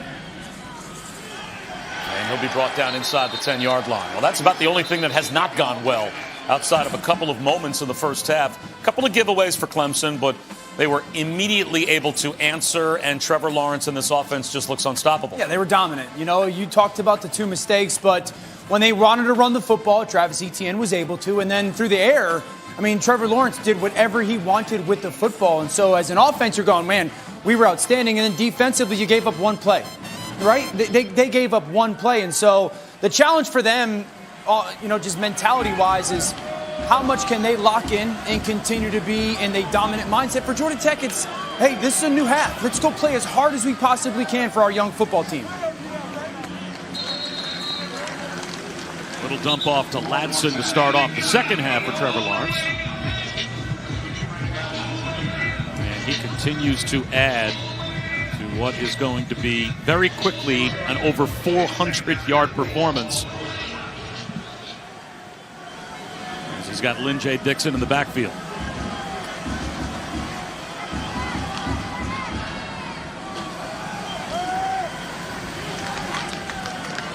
Picks up about a half yard. It'll be third down and a long 4, close to 5. Guys, I talked to Georgia Tech head coach Jeff Collins as he exited the locker room, and I said, in this situation, what do you say to your young men? What's the message? He said, Marty, I took him in the team room, sat him down, and I simply said, I love you. I love you on Friday night when you beat Louisville, and I love you today when you're down big to the #1 team in the country. Just keep fighting. Fight for what we're building, because we're building something special here in Atlanta. That's the message, guys. I love you. That matters. Like, that's a big deal to players. Everyone's aware of what the situation is. And when you get your coach to come in and say, instead of screaming and yelling and minimizing you and belittling you and tell you how much you stink, for him to go, hey, we move forward, right? Your actions have to match your words. And if you're going to be a coach that tells you, don't focus on the results, but we got to be in the process, your actions better follow. And Jeff Collins did that. Trevor Lawrence just out of the reach of Amari Rodgers, or it would have been another home run shot for Clemson. Good job by using motion. You see Lawrence catch that snap. The motion creates leverage, and he takes his shot down the field to Amari Rodgers, and just outside that left stretched out hand. Clemson coming out and being aggressive, right? Third down conversion. They want to take a shot against some play action coverage or quarters coverage with play action down the field to Amari Rodgers.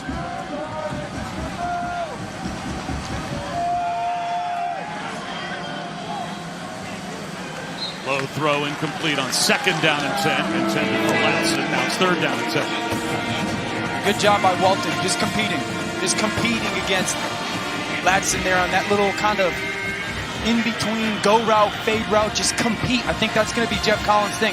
Like when he clicks on that tape tomorrow morning, he's going to want to see every snap and go, did you guys compete? I don't care if you got whooped or whatnot. Did you compete?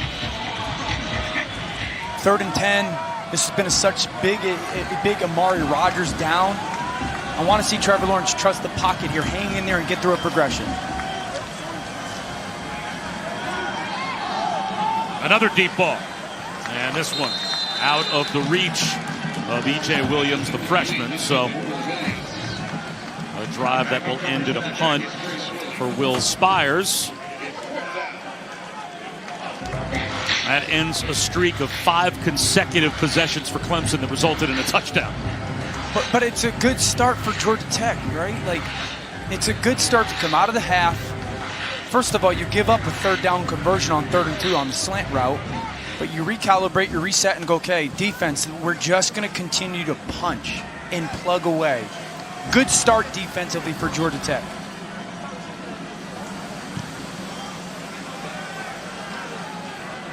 Good punt from Spires all the way down inside the 25-yard line, and an immediate stop on special teams for Clemson. Dante Smith had nowhere to go. Booth with the stop.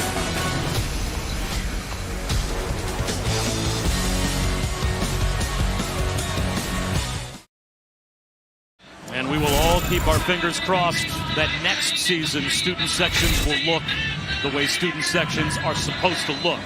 Because right now these guys at Georgia Tech, they're having about as much fun as you can have when your team's down 52-7. And Jahmyr Gibbs breaks tackles and gets free. Picks up a first down and more out to the 40-yard line.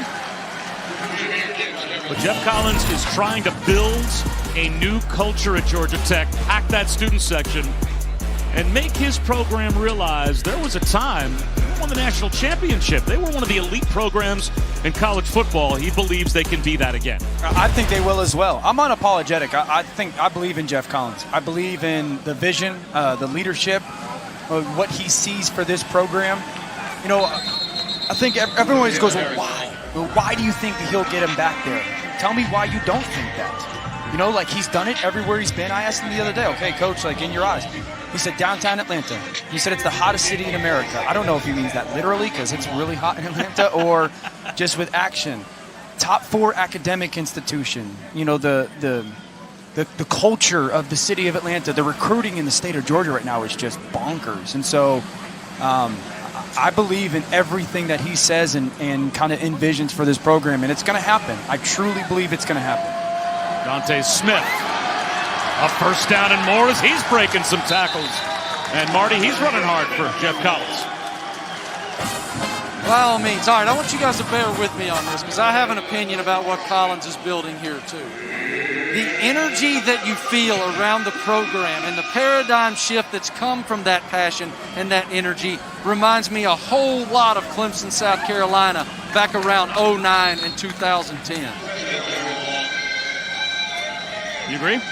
Totally. Like, listen, at some point, you won't start believing in the vision until someone paints it for you, right? And he's got to paint the unrealistic vision or the big dreams, and then he's got to go work to go get the recruits. And then the 3-star recruits, they need to develop into 4-star players. And the 4-star recruits that they get, they got to develop them into 5-star players. Clemson did not become Clemson overnight, right? Like, Bama did not become Bama overnight. Ohio State did. Like, it takes a committed group, a vision that is unrealistic to everybody else. Because I'll be honest, you talk to people, they think Jeff Collins' vision for Tech is unrealistic. I don't. I think it's spot on. As long as you commit to it and you can get the guys and you put in the sweat equity, it'll happen. Can you get players at Georgia Tech? Absolutely.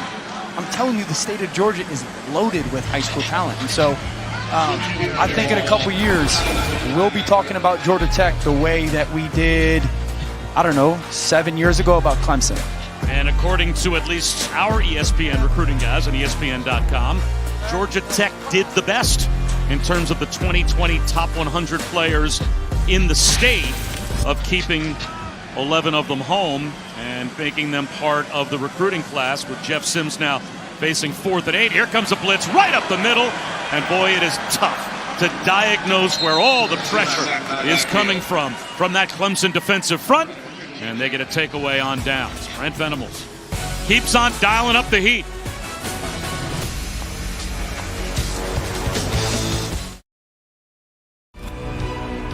I'm almost 50 years old, so there's a time I can remember growing up watching Wide World of Sports on ABC where this fight wasn't on pay-per-view. And tonight, it's not on pay-per-view. Like, this is about as good a fight as you could hope for to ever get for free. Lomachenko Lopez, and we will have it for you. And it looks like the quarterback switch has been made by Clemson, as expected. Chez Malusi. I was actually 2 Heisman Trophy ceremonies ago. I watched both those guys fight separately. Lopez fought to begin the night, and I just remember, I'm not a, I'm getting into boxing. I don't know, I'm not a know-it-all about boxing, but I just remember watching the fight and being like, man, I don't know who this guy is, but he's remarkable. And then Loma came out, and Loma's interest was like, wait, what is this? Like, me and my wife were sitting there, and I'm like, what is going on? It was this spectacle, and I did not know a ton about it, and then I watched this fight, and Loma is just this technician and just abusing his guy. It's wild that 2 years ago I saw them each independently fight, and then now they're fighting tonight for free. Like, I could go home, turn on ESPN, and I get to go watch that fight tonight. Like that, I'm consumed by watching that tonight. I can't wait to see it. It is Tyson Bumachan at quarterback now for Clemson. 3rd down and 12. The pocket collapses and he will go down.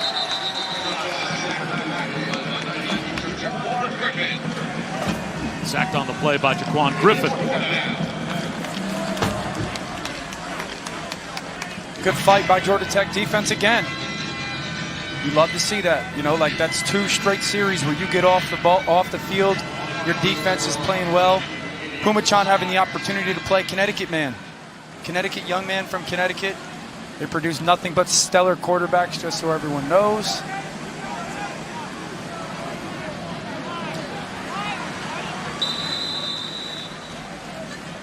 We'll put up our top 5 quarterbacks in Connecticut history coming up a little bit later on. Do we have 5? Sure, we've got 5 to count. Time now for the All-State playoff predictor. And Clemson, well, not surprisingly, in the ACC, the heavy favorite to reach the college football playoff. Now, 3 games from now, they play Notre Dame. Notre Dame ranked number 4. North Carolina, the 5th ranked team in the country. We'll have them on ABC tonight, taking on Florida State in Tallahassee. You're number 5 in the country, according to the poll. And yet right now you are 1% as the ball pops up in the air out of the hands of Jeff Sims. Is it a takeaway for Clemson? It is, as Sims coughs it up. Justin Maskell got into the backfield and helped find the loose ball as it came out of the grasp of Jeff Sims and was ruled to be a fumble. Pressure off the edge. And that's he just lost the grip. That's definitely a fumble. And Maskell, it just fell right into his lap.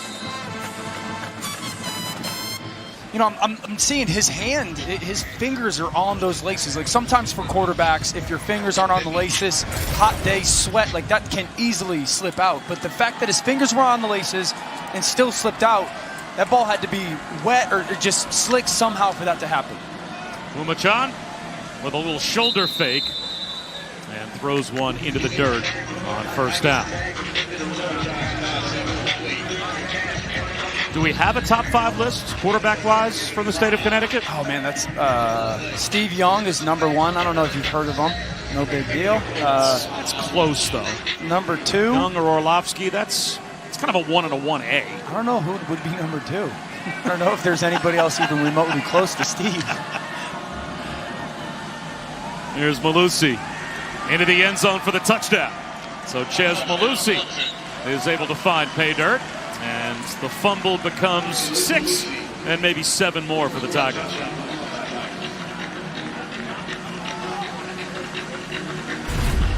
Good offensive line just creating some space for Malusi. A zone read, Malusi patient, and then burst through for the sophomore out of Naples, Florida. Can't turn the ball over versus anybody. No matter what level of offense, string-wise, you're playing against Clemson, they're more than likely going to convert. All Clemson looking very much like the number 1 team that they are.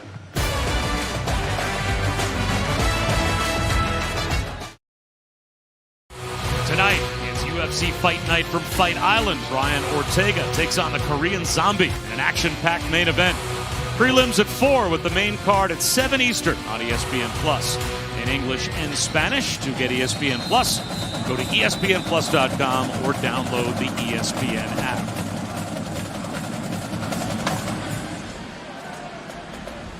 Another touchback off the kick.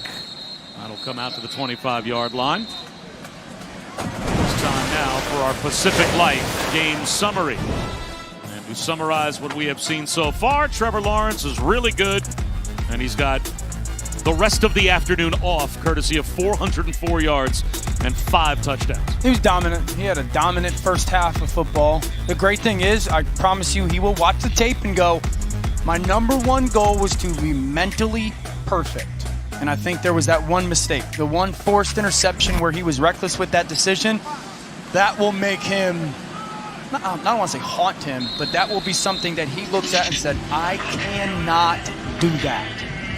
And this will always be a learning experience as well for a young quarterback, which despite the score, Clemson on top by 52 points. That young man, Jeff Sims, has a very bright future. What can he learn the rest of this afternoon? Oh, these are invaluable reps. I mean, hey, like, watch the other guy on the sideline and how he's focused on the play. That he does not care about anything but that play. He'll keep it here. And and lower his shoulder to the 31-yard line. Let's check in with Kevin.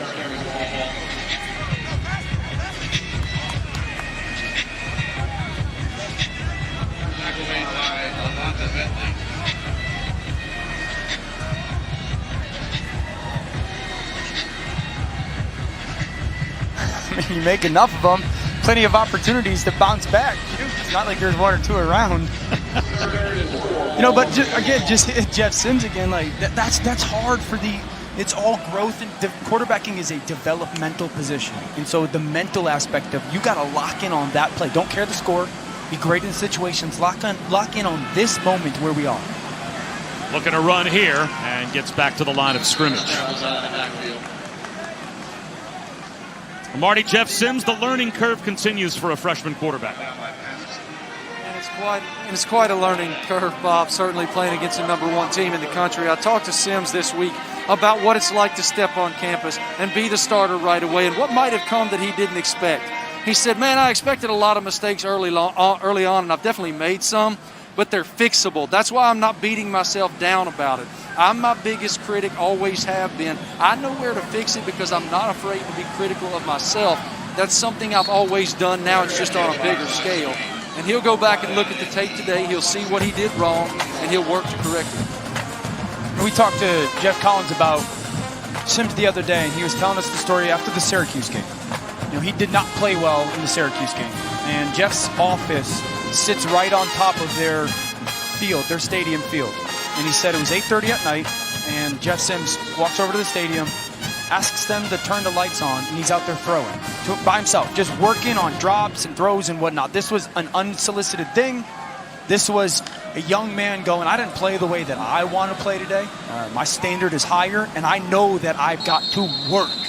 And when I'm done working, work a little bit more. And when he told me that story, I said, man, that is so impressive that the young man decided, just because I had a game today doesn't mean I can't get better. And very, very encouraging that he's got this special talent, but his awareness and his want to get better is high. Yeah, the story that struck me was when he was talking about how he noticed as Pumachan goes back to work. He's going to throw it on 2nd and 7. He's going to take a shot for a deep ball down the sideline. And that is through the hands of Joe. And it's incomplete, but that he seems to have a relationship with everyone on the team. That when he was named the starter, he's a true freshman. And at the first practice, sees all of these upperclassmen go over. And he's got like secret handshakes with half of them, and already had developed a relationship with a lot of players that he had barely been on the practice field even with. And Jeff Collins said the last time that I saw that was Dak at Mississippi State. As Pumachan throws one to the sideline, that's incomplete on 3rd and 7. So, those intangibles, that kind of electric personality, that magnetic quality, that instantaneously he is drawing older players to him as a leader. He was an assistant with Dak Prescott at Mississippi State, and that was the image he had in his mind when he saw Sims with his teammates. Yeah, and he's the first in, first out. He's the first guy getting to the facility to get his work in, and he's the first guy out. And Jeff even said that they have a text message together. Just him and Jeff Collins, and Jeff Sims have a one-on-one text message together where they're just building this relationship. Jeff Collins is very aware for this program to get to that kind of big dream and vision that he has. It's going to be because of number 10. Number 10's got to become a big-time player, and the relationship is such an integral part of that. Well, he's got a lot of making up to do if you want to catch up to Trevor Lawrence. But he certainly has the ability. Of course, the guy on the left, that's just one more step towards what you almost think is an eventuality of a Heisman Trophy and the #1 spot in the NFL draft. Yeah, and right now it's about what team is going to get that one pick for Trevor Lawrence. I'll just be honest, whoever gets the first pick wins. I don't care if you go 0-16. I do not care. Jets fans, Giants fans, whoever. I know you don't like the game, Bob. Well, someone was saying this to me the other day. What would you do? And I said the comfort that I take as the Jets broadcaster, I almost look at their quarterback situation. I don't want to say a no-lose situation. Yes. But if they won a few games and didn't have the first pick, and the worst-case scenario is they've got Sam Darnold, going forward. A player that I still think is a $20 stock, selling at $2. Agreed. I think Sam Darnold is absolutely capable of being a top 10 NFL quarterback, given the opportunity, given the weapons to work with, and given, you know, the chance to have an offensive line in front of him that's also quality.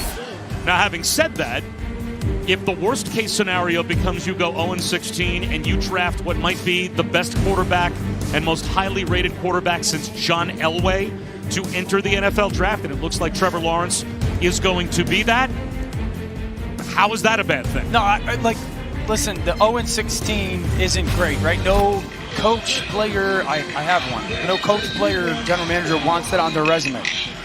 But at the end of the day, when you get the most important person in college football is the head coach. There's no debate about it. It's the head coach. The most important person in the NFL is the quarterback. And for an organization, Jets, Giants, Falcons, those three likely teams, the Jaguars, for your chance to get this young man to lead your franchise, again, not only on the field, but he is the billion-dollar CEO off the field as well, take the 0-16. Like, that is a worthy trade-off for your next 15 years at quarterback. Flag down on the last play, sets up second down and long. Quarterback draw for Sims. He's a couple of yards shy of the first down. No, you're right. We talked about it earlier. What box does Trevor Lawrence not check? Yeah. From a playing ability on the field standpoint, from a leadership ability off the field standpoint, from a work ethic standpoint, a football intelligence standpoint, he's everything, Marty, that I think any NFL organization would want their future CEO to be, and that's what you are. When you're a starting quarterback, you're the CEO, Marty. No question. And you're the face of the franchise. And Dabo was actually asked this week about the New York Jets, and he said, I don't have any thoughts about the New York stuff. But as far as Trevor, I don't know what you could possibly want in a quarterback that he doesn't possess. Size, got it. Running ability, got it. IQ, got it. Leader, got it. Wants to work, got it. Humble, got it. Accuracy, got it. Pocket presence, toughness, got it. Willing to give you every last ounce of everything he's got it. He possesses everything you could possibly ever want in a quarterback, and that's all I have to say about that. He went full Forrest Gump at the end of that quote. Well, I remember we spoke with Trevor on Wednesday, and I did the mega cast for the national championship last year. And I walked away from the game going, okay, I saw one thing that he needs to get better at, anticipating with the football. So I asked him the open-ended question, what did you learn from the national title game? Well, he was prepared. He said, number one, I realized that I was getting away with things that were going to catch up to me. Number two, that my base in the pocket wasn't good enough. Number three, that I bounced when number one wasn't there to me, meaning he went up and down with his shoulders. That affected his accuracy. I mean, I wasn't ready for that answer. I wasn't ready for a guy to be so prepared to answer that question and a player to be that good go, I knew I had to get better at these things. And I didn't until it presented itself in the game, and he said he attacked that stuff this offseason. Flag on the Pumachan carry, as there was a little extra something as he went out of bounds. After the play was over, personal foul, unnecessary roughness, number 13 defense, 15-yard penalty, and an automatic first down. That's the safety, Avery Shoel, who I think took exception to the stiff arm to the face mask and then a frustration throw down out of bounds. I don't think that's egregious enough for a flag, personally, in football. But Pumachan's little brother's going to UConn, I believe. He's got a young brother in Connecticut that's committed to UConn. Obviously under-recruited. What did you just say? Sorry. Did that go out over the air? Thought I was hitting talkback.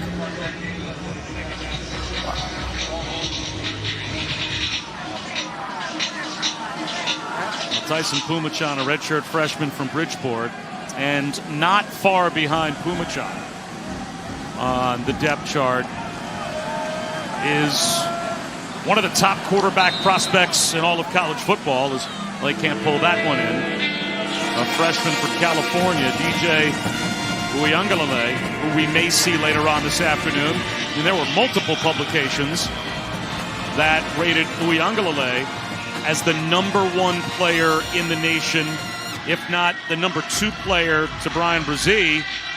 And he might be the heir apparent to Trevor Lawrence. Who knows? He might be the guy that when Trevor Lawrence moves on next season gets an opportunity. I got a buddy, Will Blackman, who played in the NFL for a long time, BC guy, who was actually just texting me not long ago saying, oh, you get to watch DJ play, because he lives out in California and he's seen him play a bunch of high school football.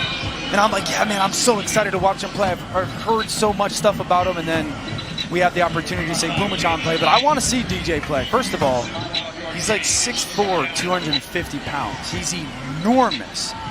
But everyone that talks about him raves about the quarterback that he is, the talent behind his arm. And so I'd love to see him get some snaps.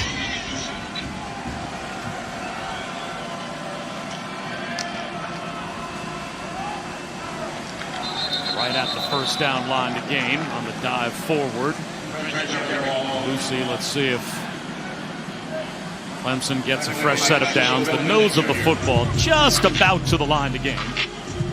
And it looks like they'll say first down without measurement. So this drive will continue for Clemson, and what will continue later on tonight, the news of the day, Georgia plays Alabama, and Alabama will have their head coach on the sideline because it's been 3 consecutive within 24-hour period negative coronavirus tests for Nick Saban. And the SEC rules state that kind of turns it to a false positive that he received earlier this week as Pumachan with a little hitch. It's caught by Dixon. So 3 straight negative tests Thursday through today, and that reinstates you per SEC guidelines, which means they will determine the positive that Nick Saban received earlier this week as a false positive, since 3 negative tests have been conducted each 24 hours apart. So Nick Saban coaches Alabama tonight. And just imagine the mental, energy that might give your football team. Hey, the greatest coach of all time is probably not going to be there for the biggest game of the year so far. Nope, check that. He is going to be on the sideline. I'd imagine that gives you a bunch of juice, and that'll be a great game. I mean, you think strength on strength, right? Like Mac Jones playing quarterback for Bama, and Devontae Smith, and Jalen Waddle versus Georgia's defensive secondaries that's got a bunch of veterans. That is going to be an awesome matchup to watch. Demetrius Knight slow to get up, and so we've got an injury timeout and a chance to check in with Kevin Nagandi.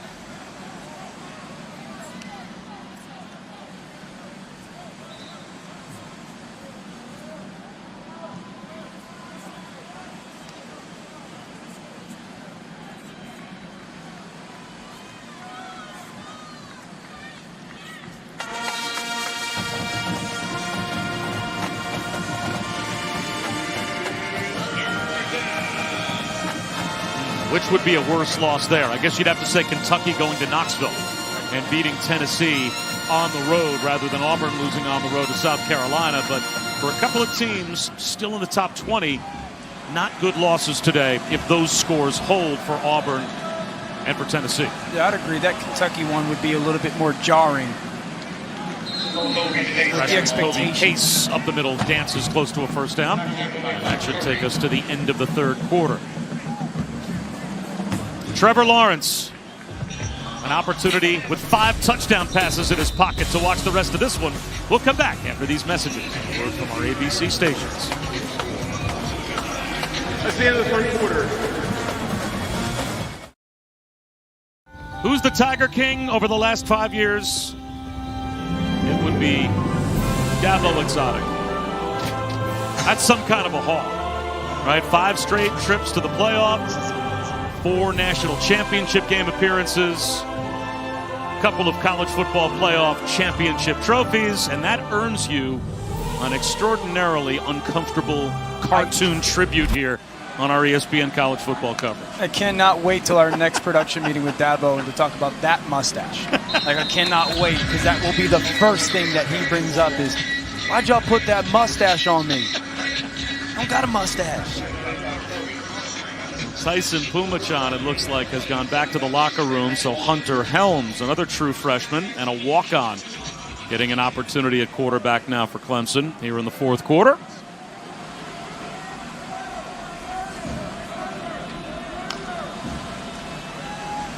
And a broken play here, so Helms takes off. And look, the reason that you get the uncomfortable cartoon graphic is because you can be compared with a much more regular graphic with this guy. Dabo Swinney and Nick Saban. These are the two kings of college football since the start of the 2015 season. Dabo's built an absolute dynasty. And I don't see it slowing down. I really don't. I think that you're going to see over these next 5 years, the conversation is going to become, is Dabo Swinney the greatest college coach ever? I think that's going to become a conversation. They're going to be in the national championship hunt every year for the next 4 or 5 years. And if it continues the trend that it has over the last 4 or 5 years, they're going to win a couple and win a ton of games. Tipped ball as Helms almost throws an interception. Well, if they make it to the college football playoff this year, then Dabo Swinney would take his football team to the 6th consecutive version of college football's Final Four. Right. Now, the Final Four, that's a college basketball thing. Sure. But in college basketball or college football, the only other coach to take a team to the Final Four 6 times in a row is John Wooden. That's it. So that would be Dabo Swinney and John Wooden, the only two to accomplish that. Gotten their team to a Final Four grouping of some sort. 6 times in a row. Right. Helms with a touch throw down the sideline. And he drops it into Kobe Pace for a first down. Really nice job by Helms. Sees man coverage. Pace gets that peel by the linebacker. Wait, got to get up over him. Really nice job by Pace. And taking a hit at the end. Good for the young man Helms to make that throw on 4th down. He threw 48 touchdown passes his senior year at West Columbia in South Carolina. And he walks on at Clemson and now gets a chance in the 4th quarter to play against Georgia Tech. Ace for about 3.5 yards.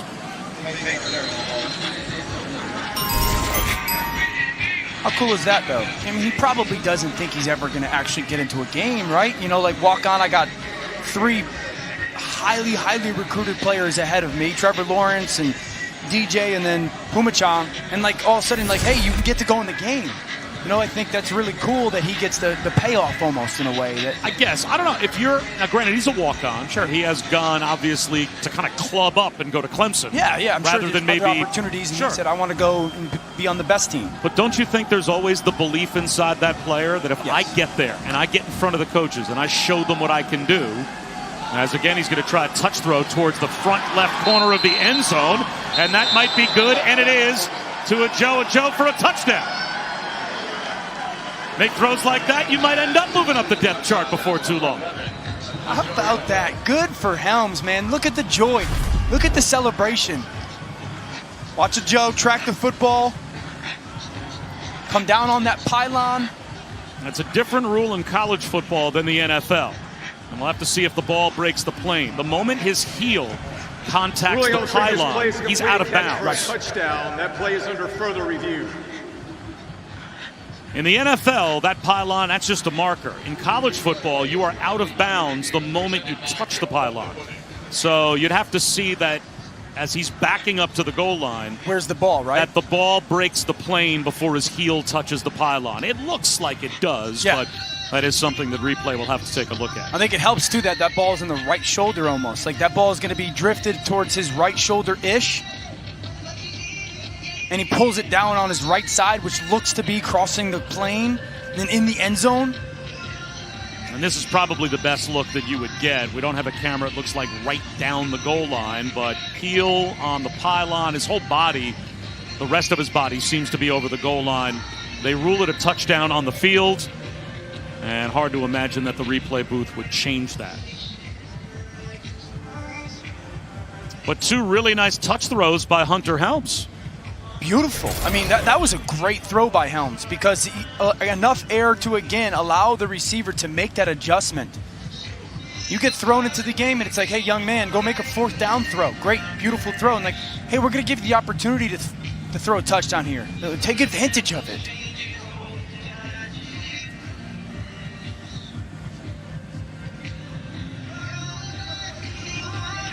I hope it stays a completion for the young man.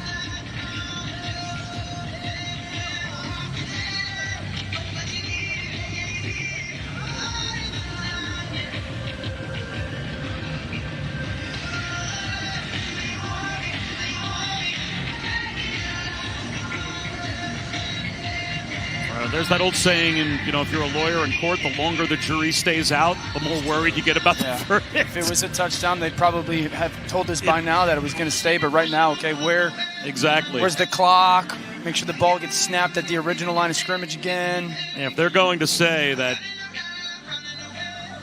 after further review, the down pass is incomplete. It'll be 3rd down and 7 at the 18-yard line. The clock is correct and we'll start on the snap. And that's that pylon rule in college football. Once you contact the pylon, you're out of bounds. And so it would have been his first career touchdown pass. Instead, it's off the board and it's 3rd and 7. Yeah, but you know what? I'm sure on the sideline, they're talking about what the play call would be if it was ruled incomplete, obviously. So, hey, Hunter, stuff that you like. Let's get a concept that you like, stuff that you feel good about seeing so he can have an idea of what they're going to call and think about it to operate as good as he can.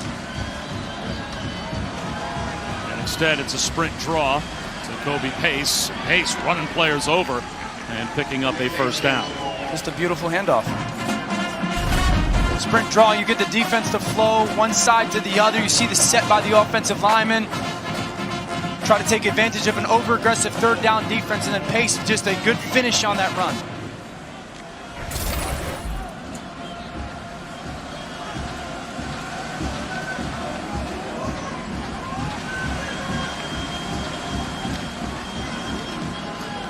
Shovel pass. And there is the first touchdown pass for Hunter Helms as Kobe Pace is on the receiving end.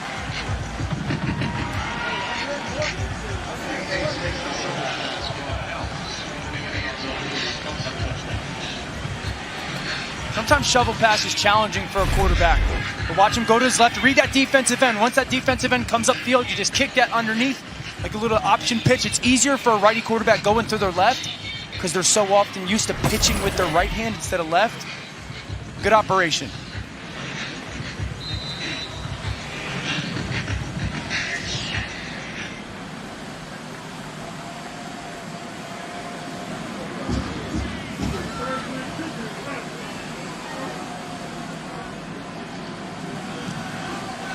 .66 on the board for Clemson with 11.5 to go in the 4th quarter.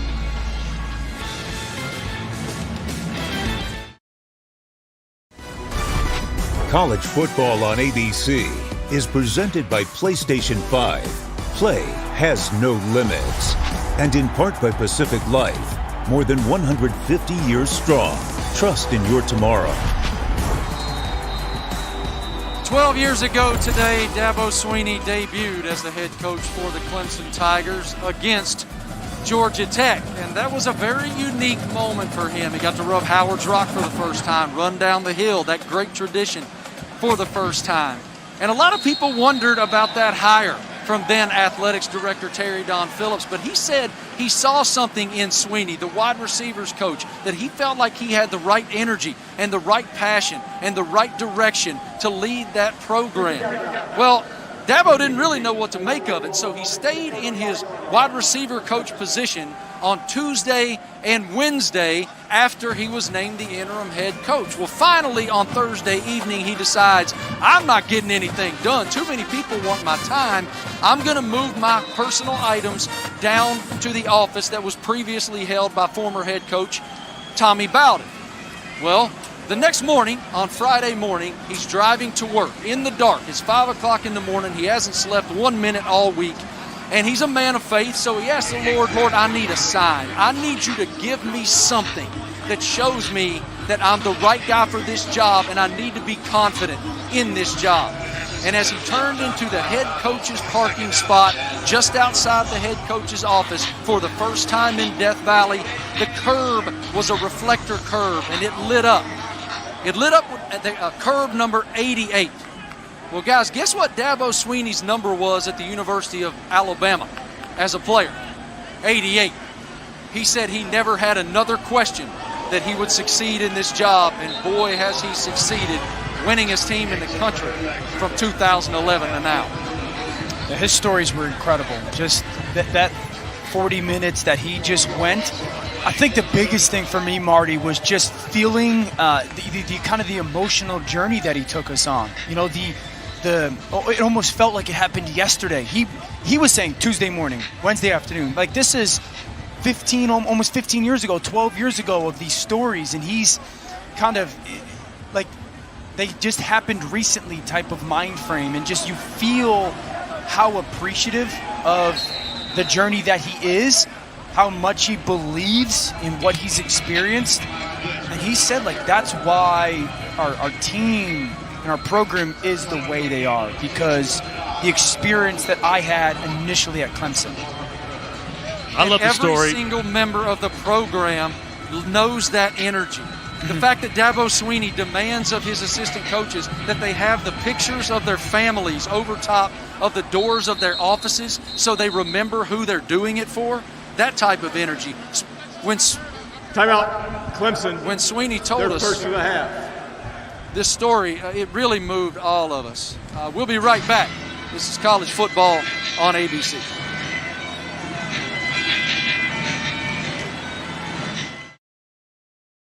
Welcome back with our Pacific Life game summary. And to summarize most of this game, Trevor Lawrence is really good. Sees vision on the safety, jump down on the tight end. I know I've got space to go through Amari Rodgers on this post. Got to put air on it. Beautiful touchdown throw. Little play fake, toss. See that linebacker flow? Even if you're not in perfect coverage, this is an absolute dime to Davis Allen. Then the athleticism. Going to my left, righty quarterback, flip my hips, square my shoulders, and throw an absolute rope to Frank Ladson. We've talked all day about how good he is. But it's awesome when you watch it on the field and you go, man, as much as you say about the young man as a player, he might be better. And he's a special talent. Well, in 8th grade, he went to spring football practice for his varsity high school football team and beat out the incumbent senior starter as an 8th grader. So he goes into fall as a 9th grader and becomes a 4-year high school starter. Then he goes to Clemson, and 4 games into his freshman season, of course, takes over. And what at the time seemed on the surface like kind of a controversial quarterback change. And no one thinks it's controversial anymore, as all they do is win. And he has become a national championship level quarterback, and he's just at every level seemingly has proved to have been born to be a starting quarterback for a winning football team. And it's just gotten better and better as the years have gone on for Trevor Lawrence. I think the thing that I love about his game the most, again, there's thousands of them, he protects the football. Like, he values the football. For as much as they've thrown the ball, 13 career interceptions is darn good. When you have that ability and then you value the football, that's what makes you go, man, this is a can't-miss player. This guy is a can't-miss guy at the quarterback spot. Well, making people miss is Michael Dukes. And we can remind people, he just turned 21, correct? He just turned 21. Not long ago. And so he's going to go into the NFL as a 21-year-old. Joe Burrow, last year's #1 pick, was 24. And Joe Burrow had the greatest college season I've ever seen a quarterback have. And I love Joe Burrow. He's going to be a superstar in the NFL. He's 3 years younger.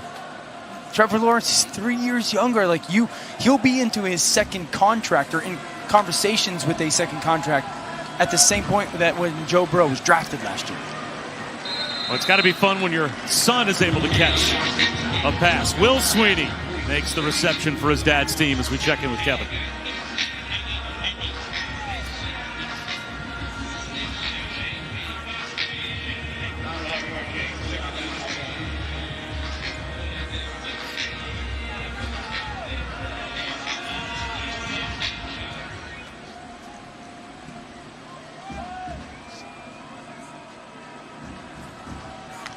Wow, and convincingly so, as Hunter Helms on a rollout to the sideline. Bill Brown makes the catch. Down to about the 35-yard line. Marty? Guys, as we've stated throughout the broadcast, Lawrence is certainly the #1 pick in next year's NFL draft, and you wonder how someone with that much acclaim, deserved acclaim, and that much of a sterling future is able to stay in the moment. And he was asked that this week, and I loved what he had to say. Just understanding that more than likely this will be my last season. I really just appreciate where I'm at. It's kind of bittersweet because I realize how fortunate I am to be at a place like Clemson, surrounded by really good people. That makes it a lot easier to be great where my feet are. Touchdown, Tigers. Good play-by-play, Marty. And just, do you see? And he took us to break in the last segment as well, showing I'm out. We're maximum versatility. We probably should. We should just do a headphone drop right now because there's nothing he can't do. Should Marty take the replay? Quick wide receiver screen to a Joe. I mean, this is a big young man now. 6'3", 210 pounds, violent, finish, long strider, get in the end zone. Shockingly, Clemson has another young, promising wide receiver. And to Marty's point, that Trevor Lawrence really is looking wide-angle lens at his whole life. Yeah. And the fact that I understand I'm in a special place, it speaks to the Dabo Sweeney Clemson culture we talked about earlier too. It's the best place in America to play right now. If you're a young man who wants to go win a ton and have a ton of fun. 16 leads that front.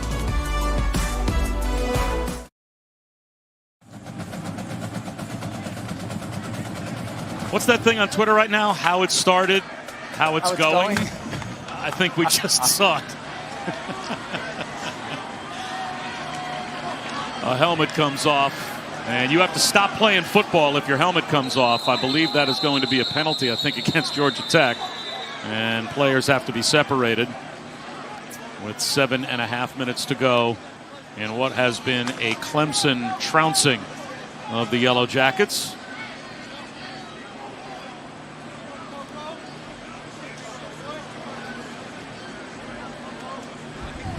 Personal foul, continuing to participate after his helmet came off. Number 34 receiving team.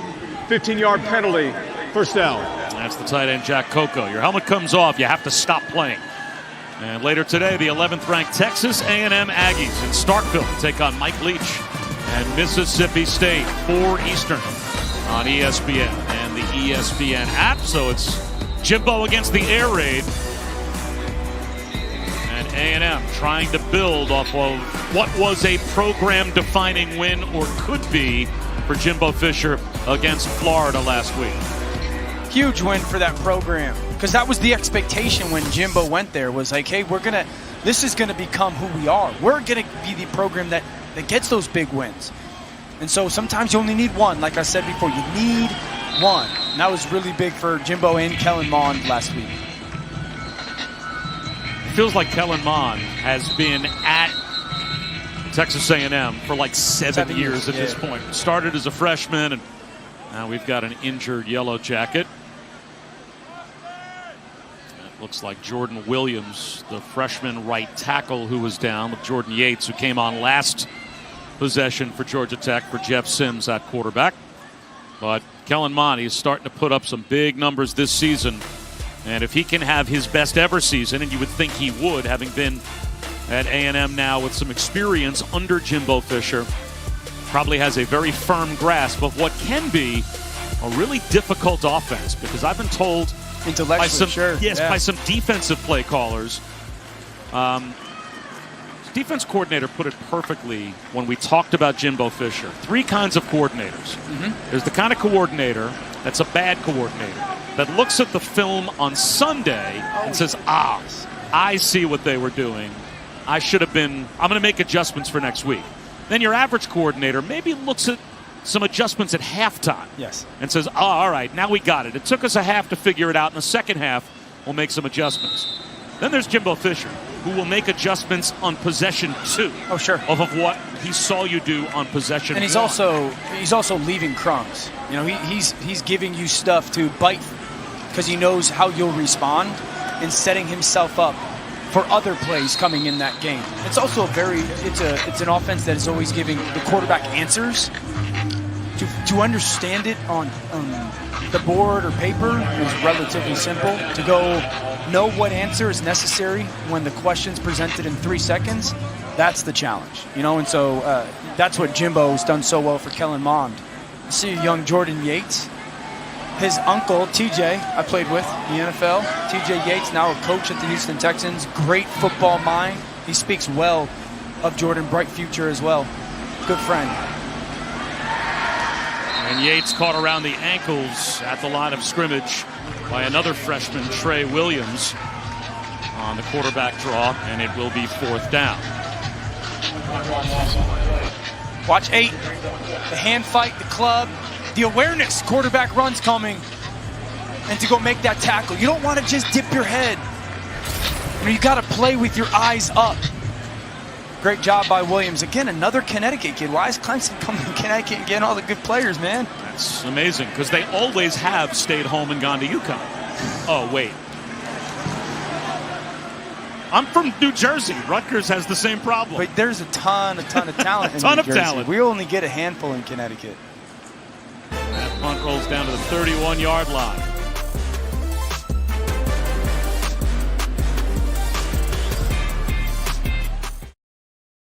Watching ESPN College Football, presented by PlayStation 5, as we continue Dr. Pepper's championship drive game of the week. And when you put up numbers like this, well, you are driving towards a championship. Clemson, since 1915, they have not put up this many points on the road.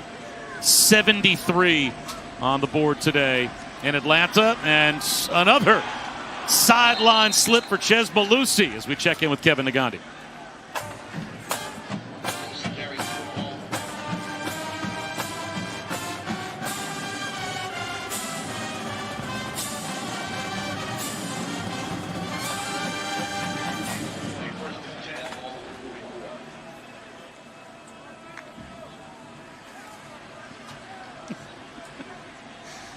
Well, there's so many things to unpack there. Booger taking a shot at you. Somehow Kevin Nagandi weasels a temple highlight into the cut-in. You know he's producing from the chair, right? There's no way that highlight makes it if he's not anchored. Hey, can we get Bob and Dan to cut in and we'll do that temple highlight? You know, I'm sure there's a bunch of people at home dying to see that score. We know the Eagles aren't going to bring any joy this weekend, so let's throw a little temple in there. And Booger, you are the last person to talk about good football teams right now. 2019's over, bub. 2020. And I feel like if I took me and my 8-year-old's flag football team that lost on the last play this morning down to LSU, we would score 50 on that defense. And you know you're getting beaten pretty soundly when the team in the lead puts the punter in to play quarterback. Because Will Spires has taken over for Trevor Lawrence and Tyson Pumachan and Hunter Helms. Hey, Kevin!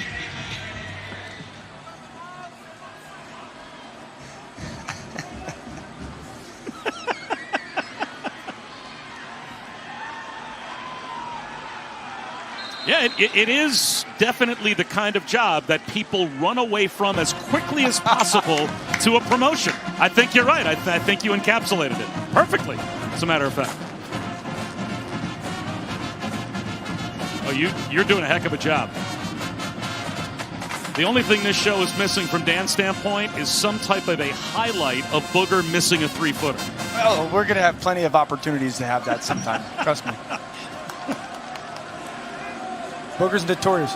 You're still away. By the way, Will Spires just completed a pass. And now Chez Malusi, with 3:44 to go, picks up a couple of more yards. You know, for a Clemson team that still has Notre Dame, number 4 in the country, lurking out there 3 games from now. And on top of that, they get to a championship game. You think there's probably a pretty good chance they will in the ACC. Maybe they meet North Carolina. Yeah. So I guess big picture, you know, all the folks in, say, SEC land or Big Ten land, they have liked to look at the ACC and said, this conference is nothing but Clemson, and they just destroy all the competition. Mm-hmm. The rest of the conference is nothing but a bunch of pretenders.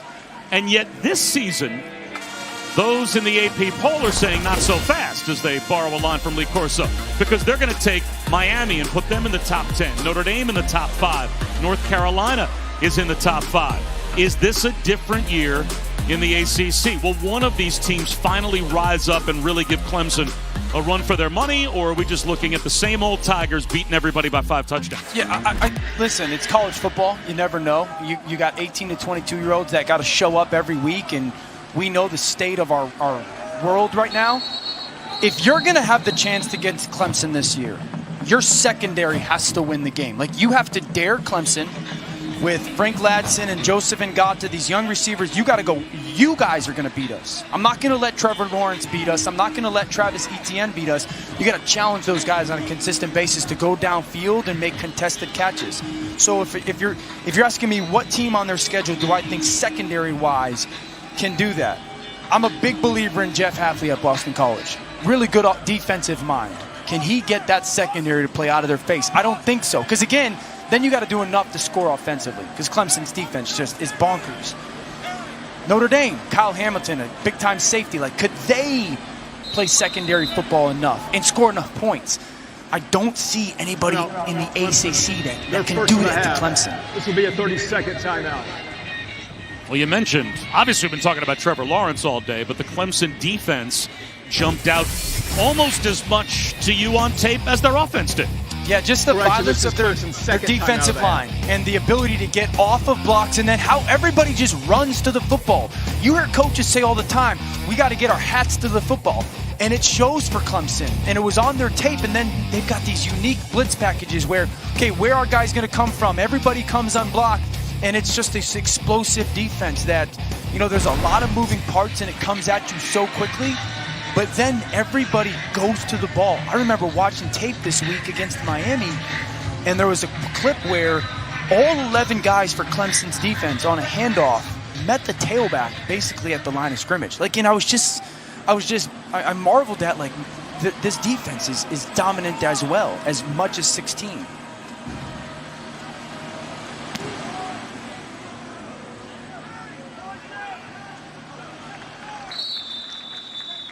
Well, let's set the menu for you. Some upcoming games later on this afternoon. Just heard Kevin Agandi and Booger talk about UCF and Memphis. That follows us here on ABC. And then the triple header continues later on tonight. North Carolina in Tallahassee, coming off of what was a real impressive win last week. We called it against Virginia Tech. They averaged close to 11 yards per play.